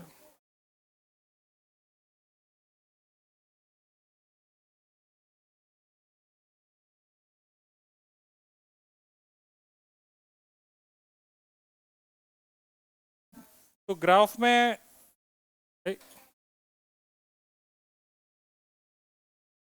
एक्सटी ग्राफ तो पैराबोला ही बनेगा, इसमें तो बताने की जरूरत ही नहीं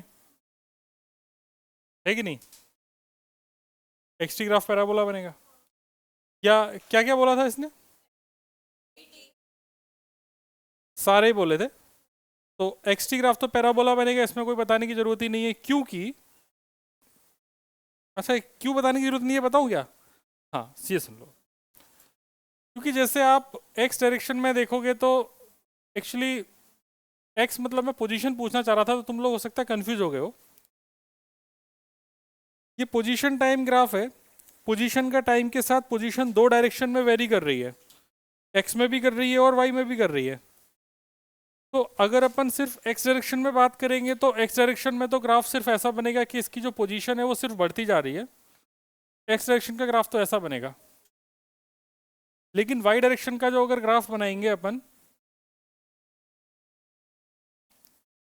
मतलब वाई वर्सेस टाइम का अगर जो ग्राफ बनाएंगे वो ग्राफ ऐसा बनेगा, क्योंकि ये है y is equal to u sine theta t minus half g t square. सही बात है। और ये एक पैराबोला है जो इस तरीके से बनता है, और यहाँ पर x का जो ग्राफ था वो था u cos theta into T, मतलब ये स्ट्रेट लाइन है पासिंग थ्रू ओरिजिन। इसका जो स्लोप होगा वो टेन थीटा कितना हो जाएगा? u cos theta. ये मैथ का क्वेश्चन है, ये फिजिक्स का क्वेश्चन नहीं है जो भी सामने लिखा है।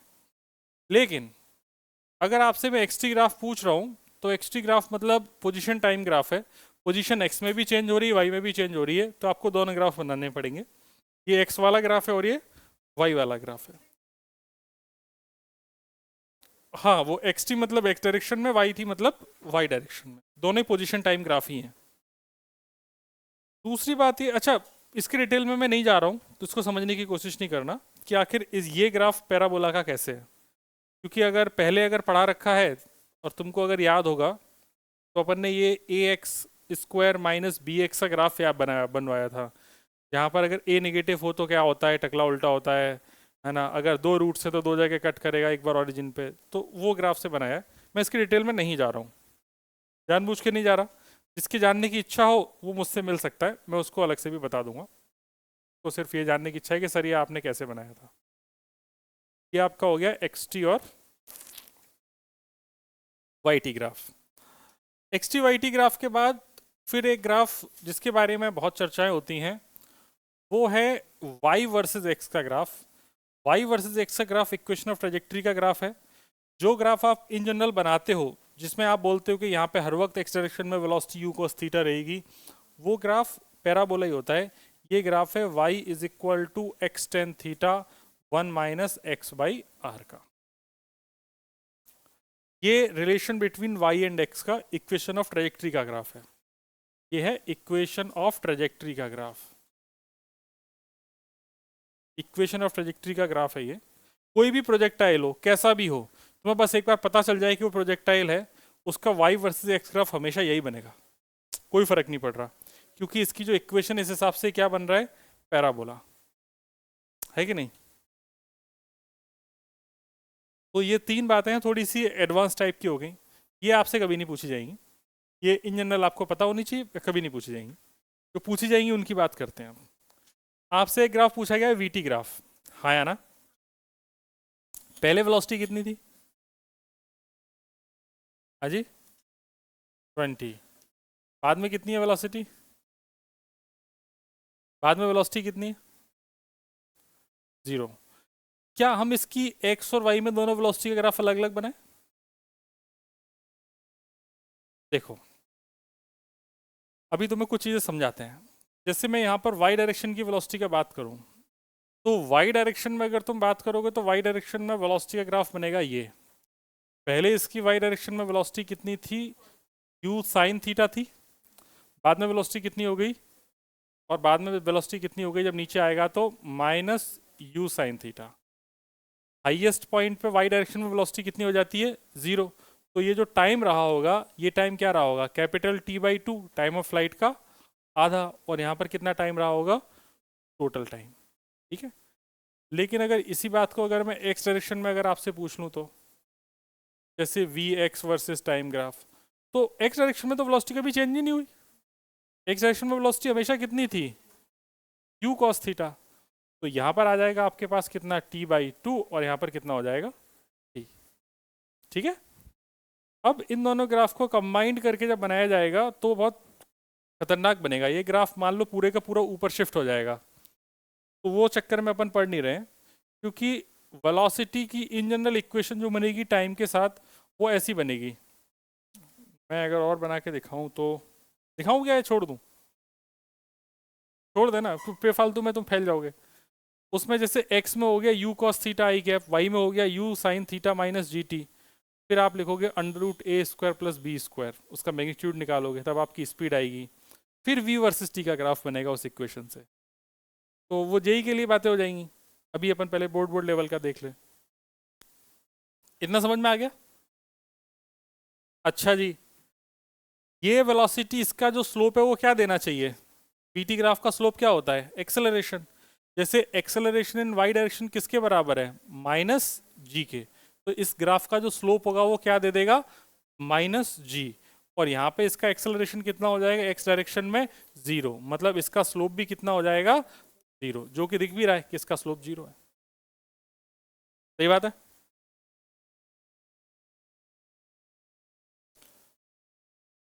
अगर एक्सेलरेशन की बात करें तो एक्सेलरेशन हर वक्त कितना है, माइनस जी। तो एक्सेलरेशन वर्सेस टी का अगर ग्राफ बनाएंगे तो हमेशा क्या बनेगा, माइनस का जी। पूरे टी टाइम तक उसका एक्सेलरेशन माइनस जी ही रहा है, एक्सेलरेशन पे कोई भी फर्क नहीं पड़ा है।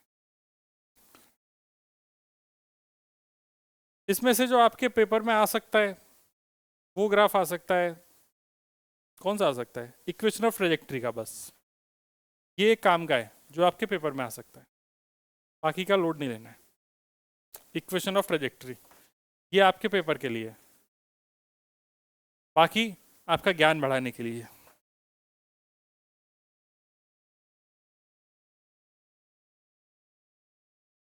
क्या बेटा, हाँ, सुनाई कम देता है मुझे।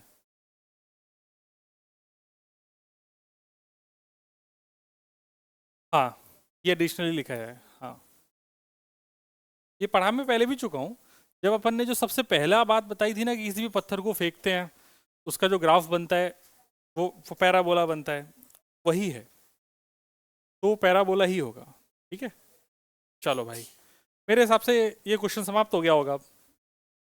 ठीक है, आगे बढ़ा जाए। ये झोला किसका है? क्या क्या है इसके अंदर? वो एक ऐसा बैग आता है किताबों के लिए।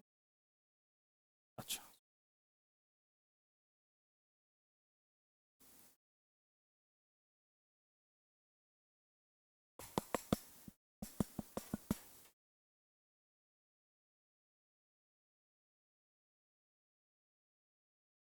ठीक है। नहीं, अरे यार, बड़ा स्लो लिख रहे हो। तो सबके लिए ये नहीं है, ये जो लास्ट क्वेश्चन है, लास्ट क्वेश्चन सबके लिए नहीं है। लास्ट क्वेश्चन में ये सबके लिए है। हाँ? क्या? लिखना सबको ही है। सबके लिए होने का मतलब है जो बोर्ड के लिए पढ़ रहे हैं उनके लिए सिर्फ ये है, एक्स्ट्रा जो बताया है। लास्ट क्वेश्चन उनके लिए नहीं है। क्या बॉडी बॉडी मतलब? हाँ, क्या स्लीप चढ़ा के एकदम से बॉडी बॉडी बना रही है? डरा रही है क्या? क्वेश्चन कराऊंगा मैं लेकिन अगला, डरूंगा नहीं मैं। हाँ, ठीक है, अगला क्वेश्चन देखते हैं। Find angle of projection for given trajectory. Find angle of projection for given trajectory. Find angle of projection for given trajectory. Also find range. Also find range. ठीक है, फटाफट आंसर बताइए।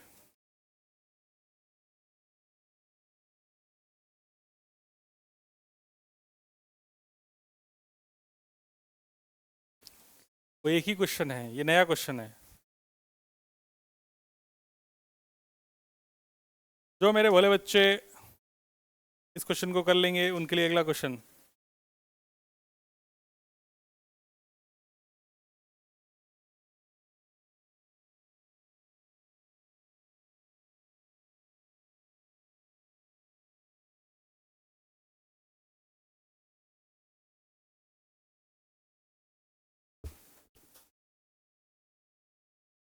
है सर जी? अरे बड़े मजबूत बच्चे हैं अपने। 15 मिनट का ब्रेक लेके आए हैं, अभी 20 मिनट का। देखो भाई, अपने जो भोले बच्चे हैं, भोले बच्चों के लिए ये बात तो पता ही होगी। इक्वेशन ऑफ ट्रेजेक्ट्री दे रखा है, तो ये फॉर्मूला था x tan थीटा 1 - x/r।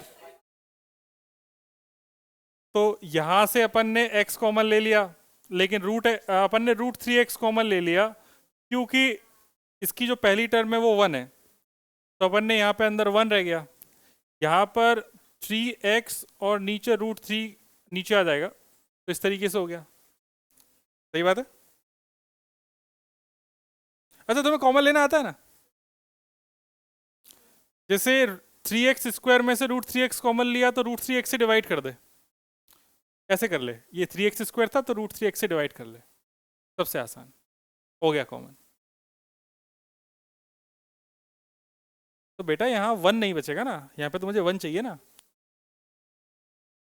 थोड़ा सा और सॉल्व कर लेंगे तो √3x 1 माइनस ये x² / x रह जाएगा, तो √3x बच जाएगा। ठीक है, तो इससे कंपेयर कर लेते हैं। ऑन कंपेयरिंग, जब कंपेयर कर लेंगे तो यहाँ पे देखेंगे तो जो tan थीटा है, tan थीटा की वैल्यू √3 हो जाएगी, तो थीटा कितना हो जाएगा 60, क्योंकि tan 60 की वैल्यू कितनी होती है √3। तो ये कंपेयर हो गया। कैसे आया ना, वही तो कंपेयर करेंगे तो ये √3x है, यहाँ पे x tan थीटा है, इसका मतलब x और x तो गया, तो tan थीटा √3 के बराबर हो गया। कर लिया कंपेयर। दूसरी चीज कंपेयर करें अंदर। अंदर मुझे यहाँ पे दिख रहा है 1/r की वैल्यू √3 के बराबर दिख रही है मुझे। सही बात है। यहाँ पे x का कॉफिशिएंट कितना है 1/r, यहाँ पे x का कॉफिशिएंट कितना है √3, तो 1/r की वैल्यू √3 के बराबर है, तो रेंज की वैल्यू है 1/√3 मीटर। तो रेंज भी आ गई है, थीटा भी आ गया। गणित है बेटा, फिजिक्स तो पहले ही पढ़ा दी, या तो सब गणित पढ़ रहे हैं। न चाहते हुए भी सर गणित पढ़ना पड़ रहा है। जैसे मैंने बात कर रखी है, फिजिक्स की जो भाषा है वो गणित है कि नहीं? Maths is the language of physics. ऐसा है।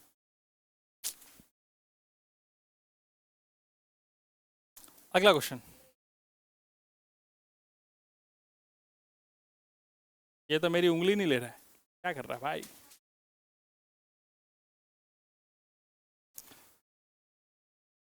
बोला जाए, थोड़ा सा हट जाए। लो भाई, थोड़े से हट गए,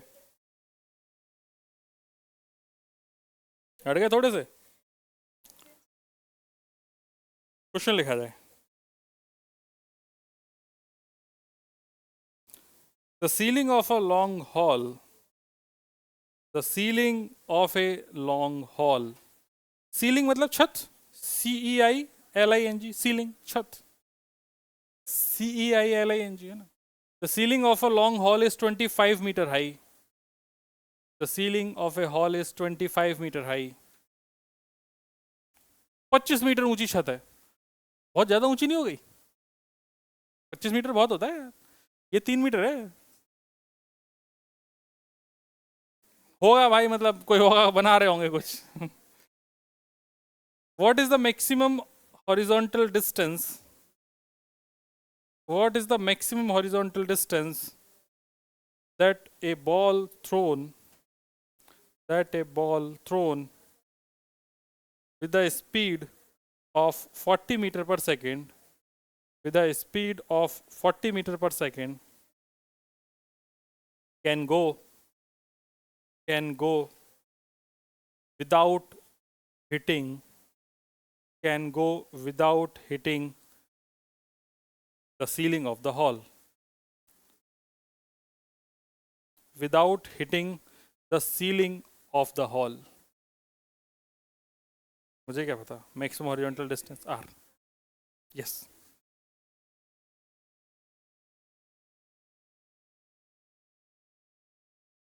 हाँ, g की वैल्यू 10 लेनी है ना, क्वेश्चन में दिया है, खुद करना है।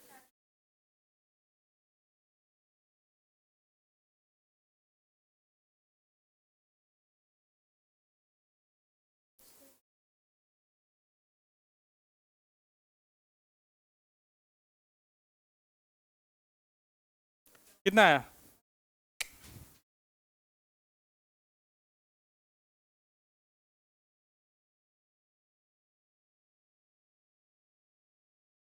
हाँ जी, 3.12, ये तो बहुत ही घटिया है, बहुत कम है। रेंज पूछा है, रेंज।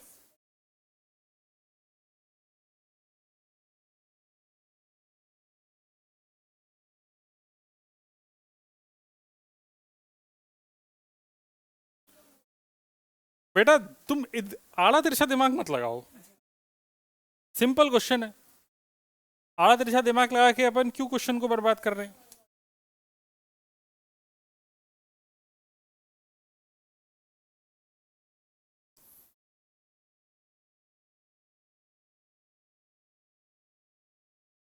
मैं करूँ, आप लोग कर रहे हैं? हम कर रहे हैं ना सर, दिमाग लगाओ दिमाग।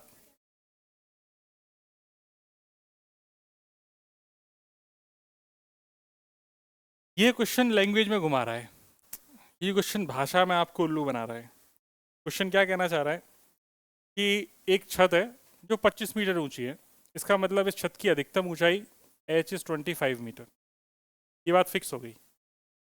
इसका मतलब u square sine square theta upon 2g की वैल्यू 25 मीटर है, ऐसा क्वेश्चन में दे रखा है।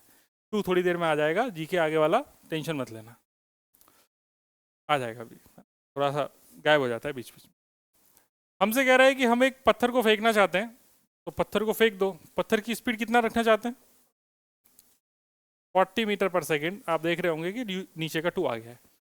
तो 40 मीटर पर सेकेंड से हम एक पत्थर को फेंकना चाहते हैं, तो कह रहा है कि छत पे जस्ट टच करता हुआ चला जाए। मतलब इस मोशन के लिए जिसमें यू की वैल्यू 40 है, उसमें मैक्सिमम हाइट 25 है, तो रेंज पूछी गई है। तो यू की वैल्यू 40 यहाँ पे रखे, अगर अपन थीटा निकाल लें तो एक आइडिया लग जाएगा मुझे। तो मैंने यू की वैल्यू 40 डाल दी, 40 into 40 divided by 20 into sine square theta बराबर 25, तो ये 2 हो गया, और यहाँ से साइन स्क्वायर थीटा हो गया 25 अपॉन 80, ठीक है। तो हो जाएगा 25 और साइन स्क्वायर था ना, और नीचे 80 था, तो 16 पंज 80, 5/16 आ रहे हैं, है ना। 5/16 मतलब साइन थीटा जो अपने पास निकल के आ गया, साइन थीटा की वैल्यू आ गई √5/4। इतनी बात अपने पल्ले पड़ गई। अब हमसे रेंज पूछी जा रही है, तो रेंज का फॉर्मूला था u² साइन 2 थीटा बाई जी। अब बच्चे थोड़े समझदार हैं, तो उन्हें पता है कि जो अगर साइन थीटा दे रखा है तो उससे कॉस थीटा कैसे निकालते हैं। पता है कि नहीं पता? नहीं पता? देखो, आओ बोले बच्चों, जैसे कि ये एंगल थीटा है, यार क्यों बार बार ऐसा हो जा रहा है? अगर इस ट्रायंगल में देखेंगे तो साइन थीटा क्या होता है? Perpendicular upon hypotenuse. तो 16 में से 5 के तो कितने बचे? 11, तो ये √11 हो जाएगा। क्या पाइथागोरस की हेल्प से हम बेस निकाल सकते हैं सर जी? ये सही लग रहा है? क्या कर पाएंगे? मतलब मैंने क्या किया होगा, इसको अगर मान लो बेस निकालना है x, तो मैंने क्या किया होगा, x का स्क्वायर प्लस √5 का स्क्वायर इज इक्वल टू 4 का स्क्वायर, और यहाँ से सॉल्व करके x की वैल्यू √11 निकाल ली होगी, ठीक है। तो वैल्यू डाल देते हैं, u का स्क्वायर हो जाएगा 40 का स्क्वायर इंटू 2 साइन थीटा कितना है? √5/4। कॉस थीटा कितना है? √11/4। और जी की वैल्यू कितनी है? 10। तो देखो भाई, इस 4 से 10 से 40 कट गया, इस 4 से ये 40 10 बार कट गया, और अब कितना हो गया? 10 दूनी 20, अंडर रूट कितना हो गया? अंडर रूट हो गया 55। तो 20√55 आ गया। 20√55 की वैल्यू कितनी होती है? जैसे √55 अगर निकालें तो कितना आ रहा है? √55 इज 7.41, तो 20 इंटू 7.416 मल्टीप्लाइड बाई 20, तो इसका आंसर आ रहा है 148.32 मीटर। ऐसा रेंज आ रही है,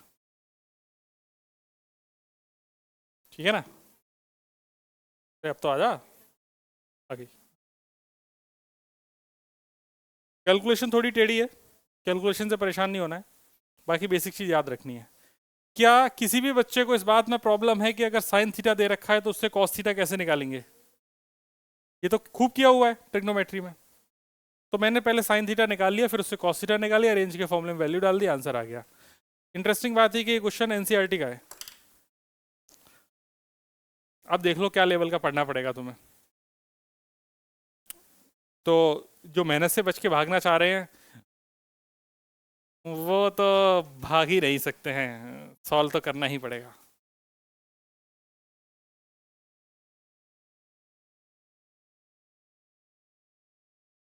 ये h इज 25, h का फॉर्मूला है। जुकाम की दवाई मत लेना, वो फिर कफ जम जाएगा, सूखी खांसी बन जाएगी फिर। 2-3 दिन रुक जा, 2-3 दिन में सही हो जाएगा। एकदम ही नाक बह रही क्या? फिर तो एक सिट्राजिन ले लेनी चाहिए, नाक बहना बंद हो जाएगी।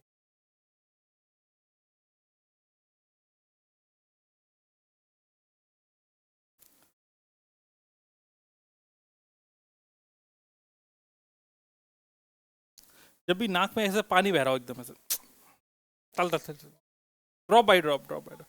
अगर ऐसे ऐसे पानी बह रहा हो नाक में से, जब भी ऐसे पानी बह रहा हो, सिट्राजिन सिट्राजिन सिट्राजिन, जैसे पानी बह रहा हो नाक से यार।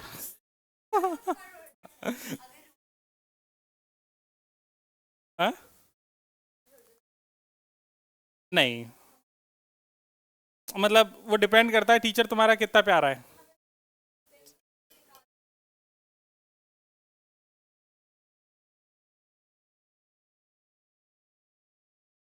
तुम्हारे स्कूल में लॉग वर्क अलाउ है क्या?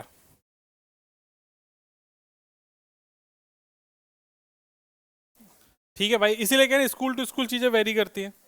जैसे कई स्कूल में टीचर कहते हैं कि भाई बच्चे ने इतना कर दिया ना, ठीक है भाई बच्चे को आता तो है एटलीस्ट, लेकिन कुछ टीचर चाहते हैं कि नहीं नहीं रूट 55 भी सॉल्व करके दिखा बेटा बिना कैलकुलेटर के। ठीक है भाई, अब बच्चे पे इतना जुल्म कर रहे हैं ये नादान लोग। देखो भाई, तुम लोगों ने क्वेश्चन तो देख लिया, क्वेश्चन तो इजी था। इसी बात पे अगला क्वेश्चन।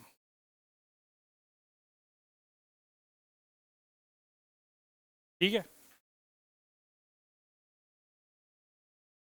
वो बेचारी कुछ नहीं कह रही है, तू उसकी वकील बन रही है। वकील बहुत पिटते हैं पता है, बहुत पिटते हैं वकील।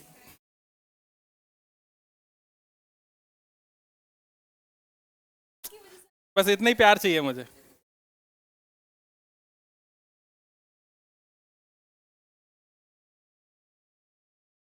वैसे रिकॉर्डिंग तो तब भी मिल जाती है। रिकॉर्डिंग सेम नहीं होती?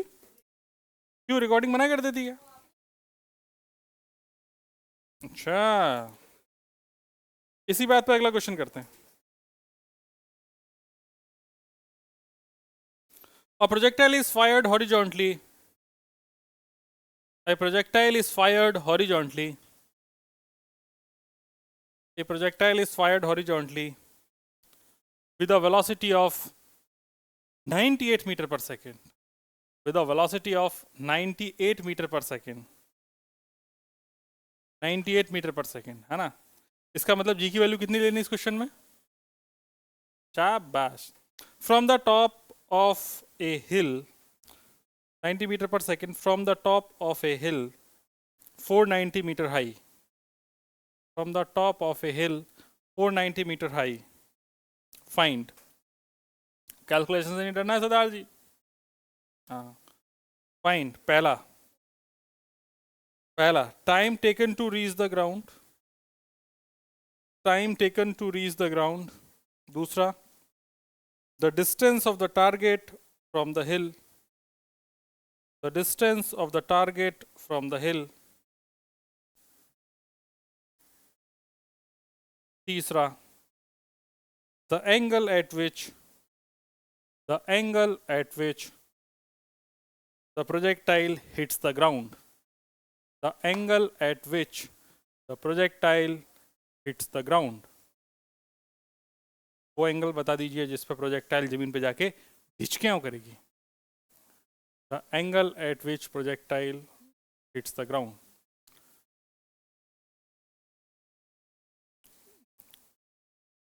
ट्राई करेंगे या हम करें? पहले आप करेंगे? करो। कौन बोला ये वैसे? अंतनु? नहीं, क्या नाम है इसका? तनिष्क? कौन बोला था फिर?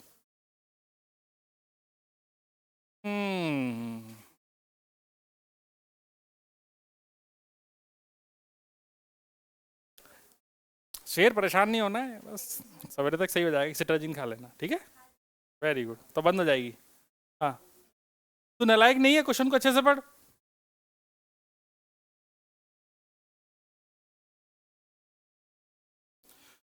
तू कैसी बातें कर रही है, हर क्वेश्चन इक्वेशन मोशन से करने की कोशिश कर रही है, जबकि अपन ने उसके लिए प्रोजेक्ट अलग से पढ़ रखा है।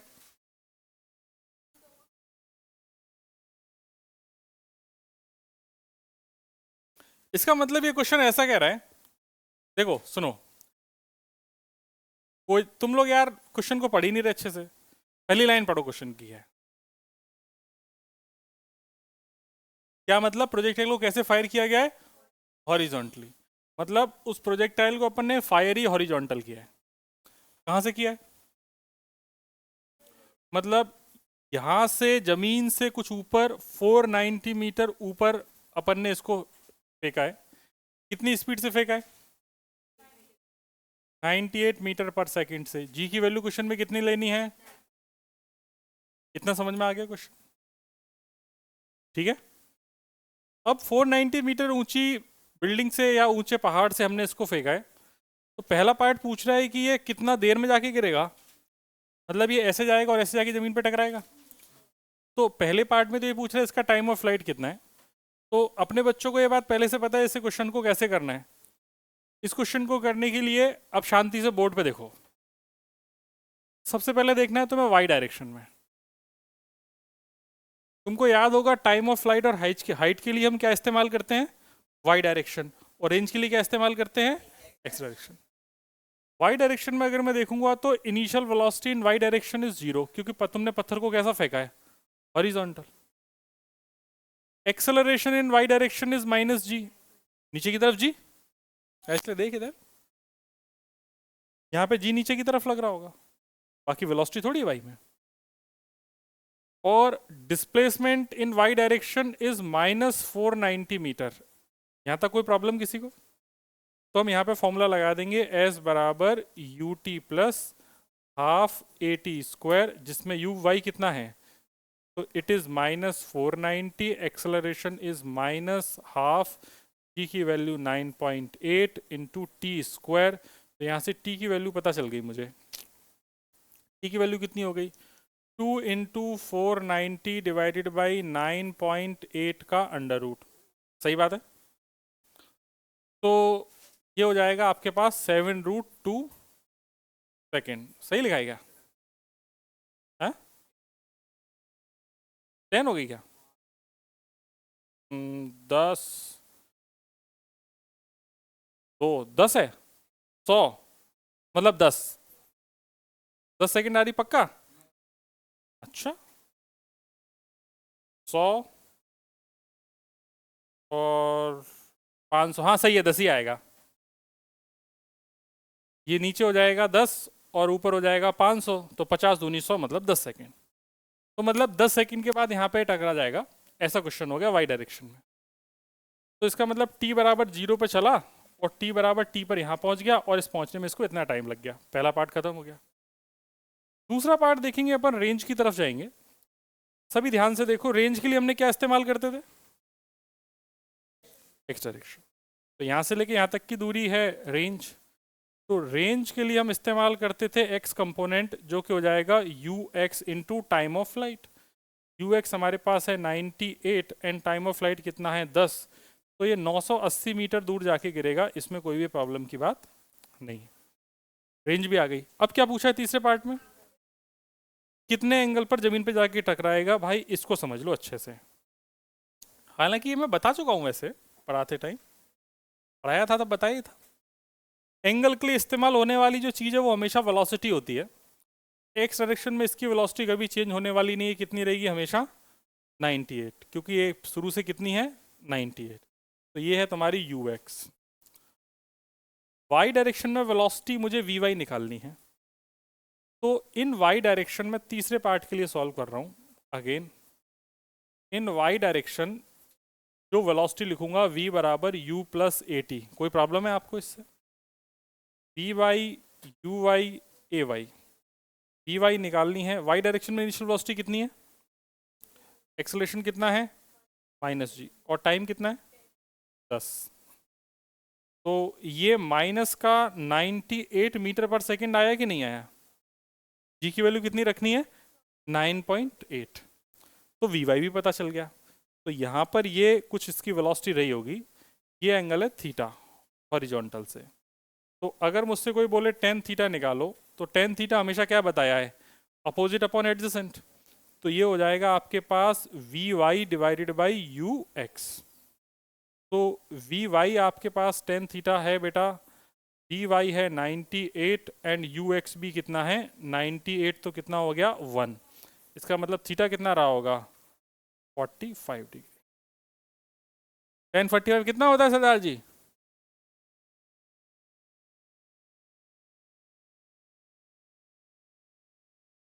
टेबल याद करने को बोली थी दोस्त। अब मुझे चाहिए फॉर्मूला लिस्ट मंडे को। मंडे का कब है क्लास, कब है तुम्हारी? सैटरडे। मंडे की वो तो मैंने मंडे को बोला है ना, हाँ, क्योंकि तुम्हारा संडे टेस्ट है, बेचारे तुम परेशान हो जाओगे इसलिए। लेकिन मुझे मंडे को तो चाहिए ही चाहिए। मंडे को भाई जिसकी फॉर्मूला लिस्ट नहीं है क्लास में मत आना, मुर्गा बन सकते हो, लड़कियां मुर्गियां बनेंगी। लेकिन लिस्ट बना लेनी है। Very good.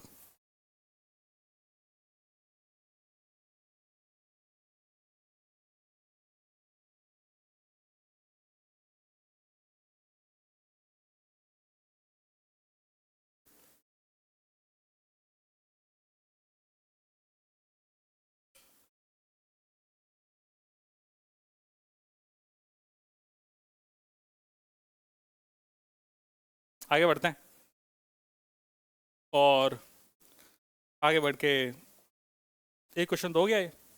मेरे हिसाब से एनसीईआरटी के क्वेश्चंस कर लेने चाहिए, है ना। अभी इसमें सर्कुलर मोशन बाकी है। आप लोग अगर कहें तो सर्कुलर मोशन अपन स्टार्ट करें अभी, है ना।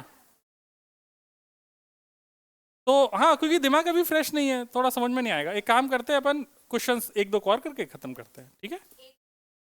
हाँ, क्योंकि देखो प्रोजेक्टाइल में जितने क्वेश्चंस मुझे कराने थे वो मैं करा चुका हूँ। अब मुझे ना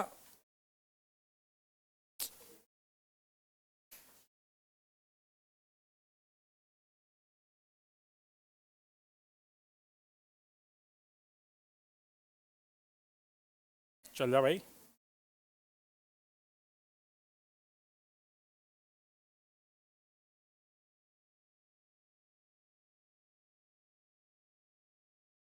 ओ, मैं तो भूल ही गया था, आज तो इसमें नेट ही नहीं चल रहा है।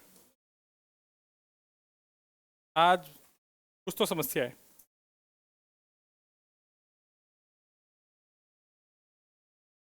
क्या बेटा? तो फिर 3 घंटे की क्लास का सेंस क्या रहा?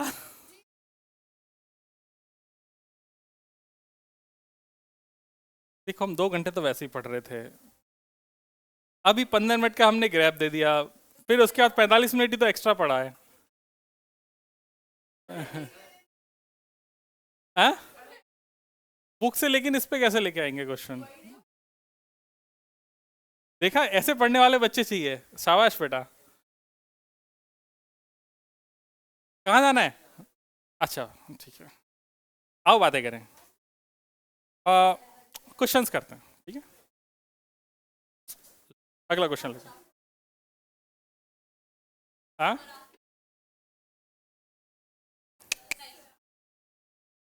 मैं बहुत दुष्ट हूँ।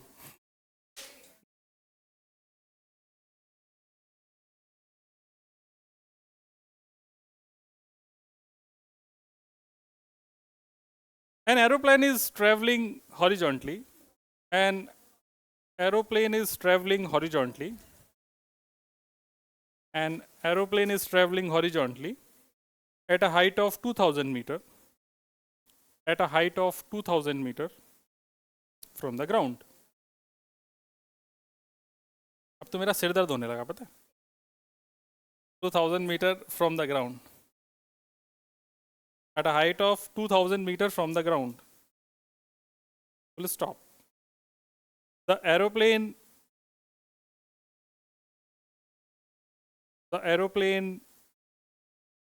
when at point P. The aeroplane, comma, when at point P, comma, when the aeroplane when at point P drops a bomb, खींच के आओ, drops a bomb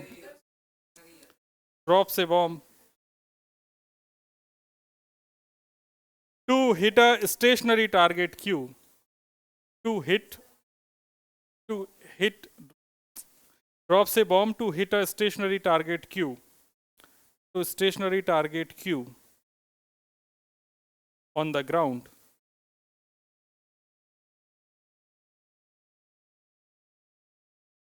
Full stop. In order that the bomb hits the target, in order that the bomb hits the target,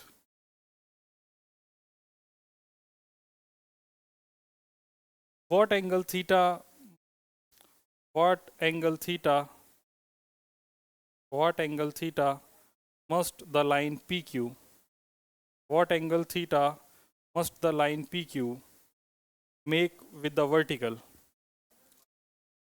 What angle theta must the line PQ, line, must the line PQ make with the vertical? Take G is equal to 10 meter per second square. Take G is equal to 10 meter per second square.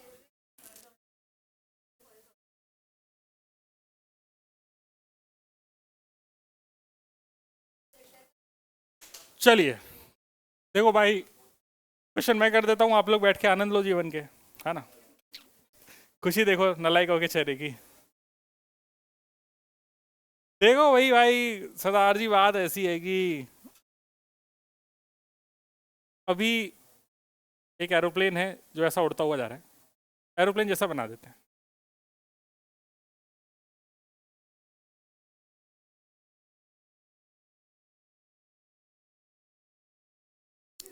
है ना। तो इस तरीके से aeroplane उड़ता हुआ जा रहा है। ये फाइटर जेट है, फाइटर जेट ने इसकी स्पीड कितनी है? हाँ, अच्छा स्पीड नहीं दी।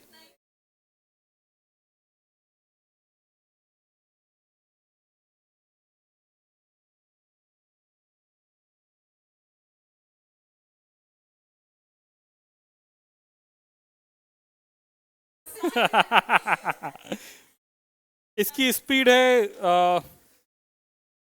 100 मीटर पर सेकेंड। इसकी स्पीड है 100 मीटर पर सेकेंड। इसकी जो स्पीड है जिससे एरोप्लेन उड़ रहा है वो है 100 मीटर पर सेकेंड। तो ये 100 मीटर पर सेकेंड से उड़ रहा है, और ये जमीन से कितनी हाइट पे उड़ रहा है? 2000 मीटर। 2000 मीटर बहुत होता है, 2 किलोमीटर ऊंचा उड़ रहा है आसमान में सीधा वर्टिकली अपवर्ड, और वहां से एक बॉम्ब को ड्रॉप करता है। जिस वक्त जिस फ्रेम से जिस ऑब्जेक्ट को छोड़ा जाता है उस वक्त उस फ्रेम की वेलोसिटी उस ऑब्जेक्ट को मिल जाती है। तो जैसे ही यहाँ से किसी भी ऑब्जेक्ट को अगर अपन ड्रॉप करेंगे तो ड्रॉप करते उस ऑब्जेक्ट के पास भी कितनी वेलोसिटी आ गई होगी? मतलब इसने जो भी बॉम्ब जो ड्रॉप किया है उस बॉम्ब की स्पीड कितनी हो गई? बॉम्ब की स्पीड 100 मीटर पर सेकेंड। कितना चमक गया? ये पॉइंट पी है जहाँ से इसने ड्रॉप किया है। और यहाँ पे इसने, एक बात बताओ, ये टारगेट है, इस टारगेट पे जाके अगर इसको हिट करना है तो अगर इसने मान लो इसके जस्ट ऊपर आके बॉम्ब को ड्रॉप किया तो आगे जाके गिरेगा। इसका मतलब इसको जो ट्रिगर करना पड़ेगा वो पहले ट्रिगर करना पड़ेगा। अगर पहले ट्रिगर करेगा तभी इस तरीके से प्रोजेक्टाइल पाथ पे आएगा और जाके टकराएगा। सही बात है। तो इसीलिए इस क्वेश्चन में बोला है कि एक लाइन है जो पी क्यू है, तो पी क्यू लाइन ये गई, ये पी क्यू लाइन है। थोड़ी बहुत ही गंदी बनी है, गंदी से थोड़ा अच्छी बना दिया जाए। ये पी क्यू लाइन है। ये पी क्यू लाइन का पूछ रहा है वर्टिकल से कितना एंगल बन रहा है, ये आप हमें बता दीजिए। सुन ले बेटा, वर्टिकल से कितना एंगल बना रहा है पी क्यू लाइन, ये हमें जानना है। अगर ये एंगल थीटा है तो एंगल भी कितना हो जाएगा? थीटा। ये 2000 है। अगर मुझे किसी भी तरीके से ये पता चल जाए आर, तो फिर मैं इस वाले जो ट्रायंगल है, इस ट्रायंगल पी ओ क्यू में मैं टेन थीटा लगा दूंगा। टेन थीटा हो जाएगा परपेंडिकुलर आर अपॉन बेस, मतलब 2000। ये थीटा है तो ये बेस है और ये वाला परपेंडिकुलर है। अब परपेंडिकुलर आर है और बेस की वैल्यू 2000 है। मेरा काम हो जाएगा। अब अपना पूरा ध्यान इस बात पर है कि हम रेंज कैसे निकालें। तो रेंज के लिए अपने बच्चों को पता है कि फॉर्मूला था यू एक्स इंटू टी, लेकिन समस्या ये है कि टाइम नहीं पता है। टाइम के लिए हम किसका इस्तेमाल करते थे? वाई डायरेक्शन का। इसके लिए फॉर्मूला कितना था? अंडर रूट 2h बाई जी। तो यहाँ से अपन ने देखा कि भैया 2 हाइट की वैल्यू कितनी है 2000, जी की वैल्यू कितनी है 10। तो यहाँ 10 से कट गया तो ये कितना आ गया 20। तो 20 सेकंड के बाद ये जो बॉम्ब है यहाँ पे जाके टकरा जाएगा। अगर अपन रेंज की बात करेंगे तो यहाँ से रेंज आ जाएगी that is you x into T. You x की वैल्यू मेरे पास कितनी है बेटा 100 और टी की वैल्यू कितनी है 20, तो ये भी कितना आ रहा है 2000 मीटर। मतलब यहाँ से 2 किलोमीटर पहले इसको ट्रिगर दबाना पड़ेगा तब जाके नीचे जाके टकराएगा। इस दौरान अगर अपन टेन थीटा की बात कर रहे थे तो टेन थीटा था मेरे पास r/2000, ये हमने पहले ही सोच रखा है। तो यहाँ पर ऊपर भी 2000 नीचे भी 2000, तो कितना हो गया 1। ऐसे थोड़ी सरदार जी, वो 1045 कितना होता है पक्का देखना तो नहीं ना पीछे, देख लिया, तो इसका मतलब थीटा की वैल्यू कितनी हो गई 45। तो वर्टिकल से लाइन कितना एंगल बना रही होगी। इस प्रकार आज की क्लास समाप्त होती है।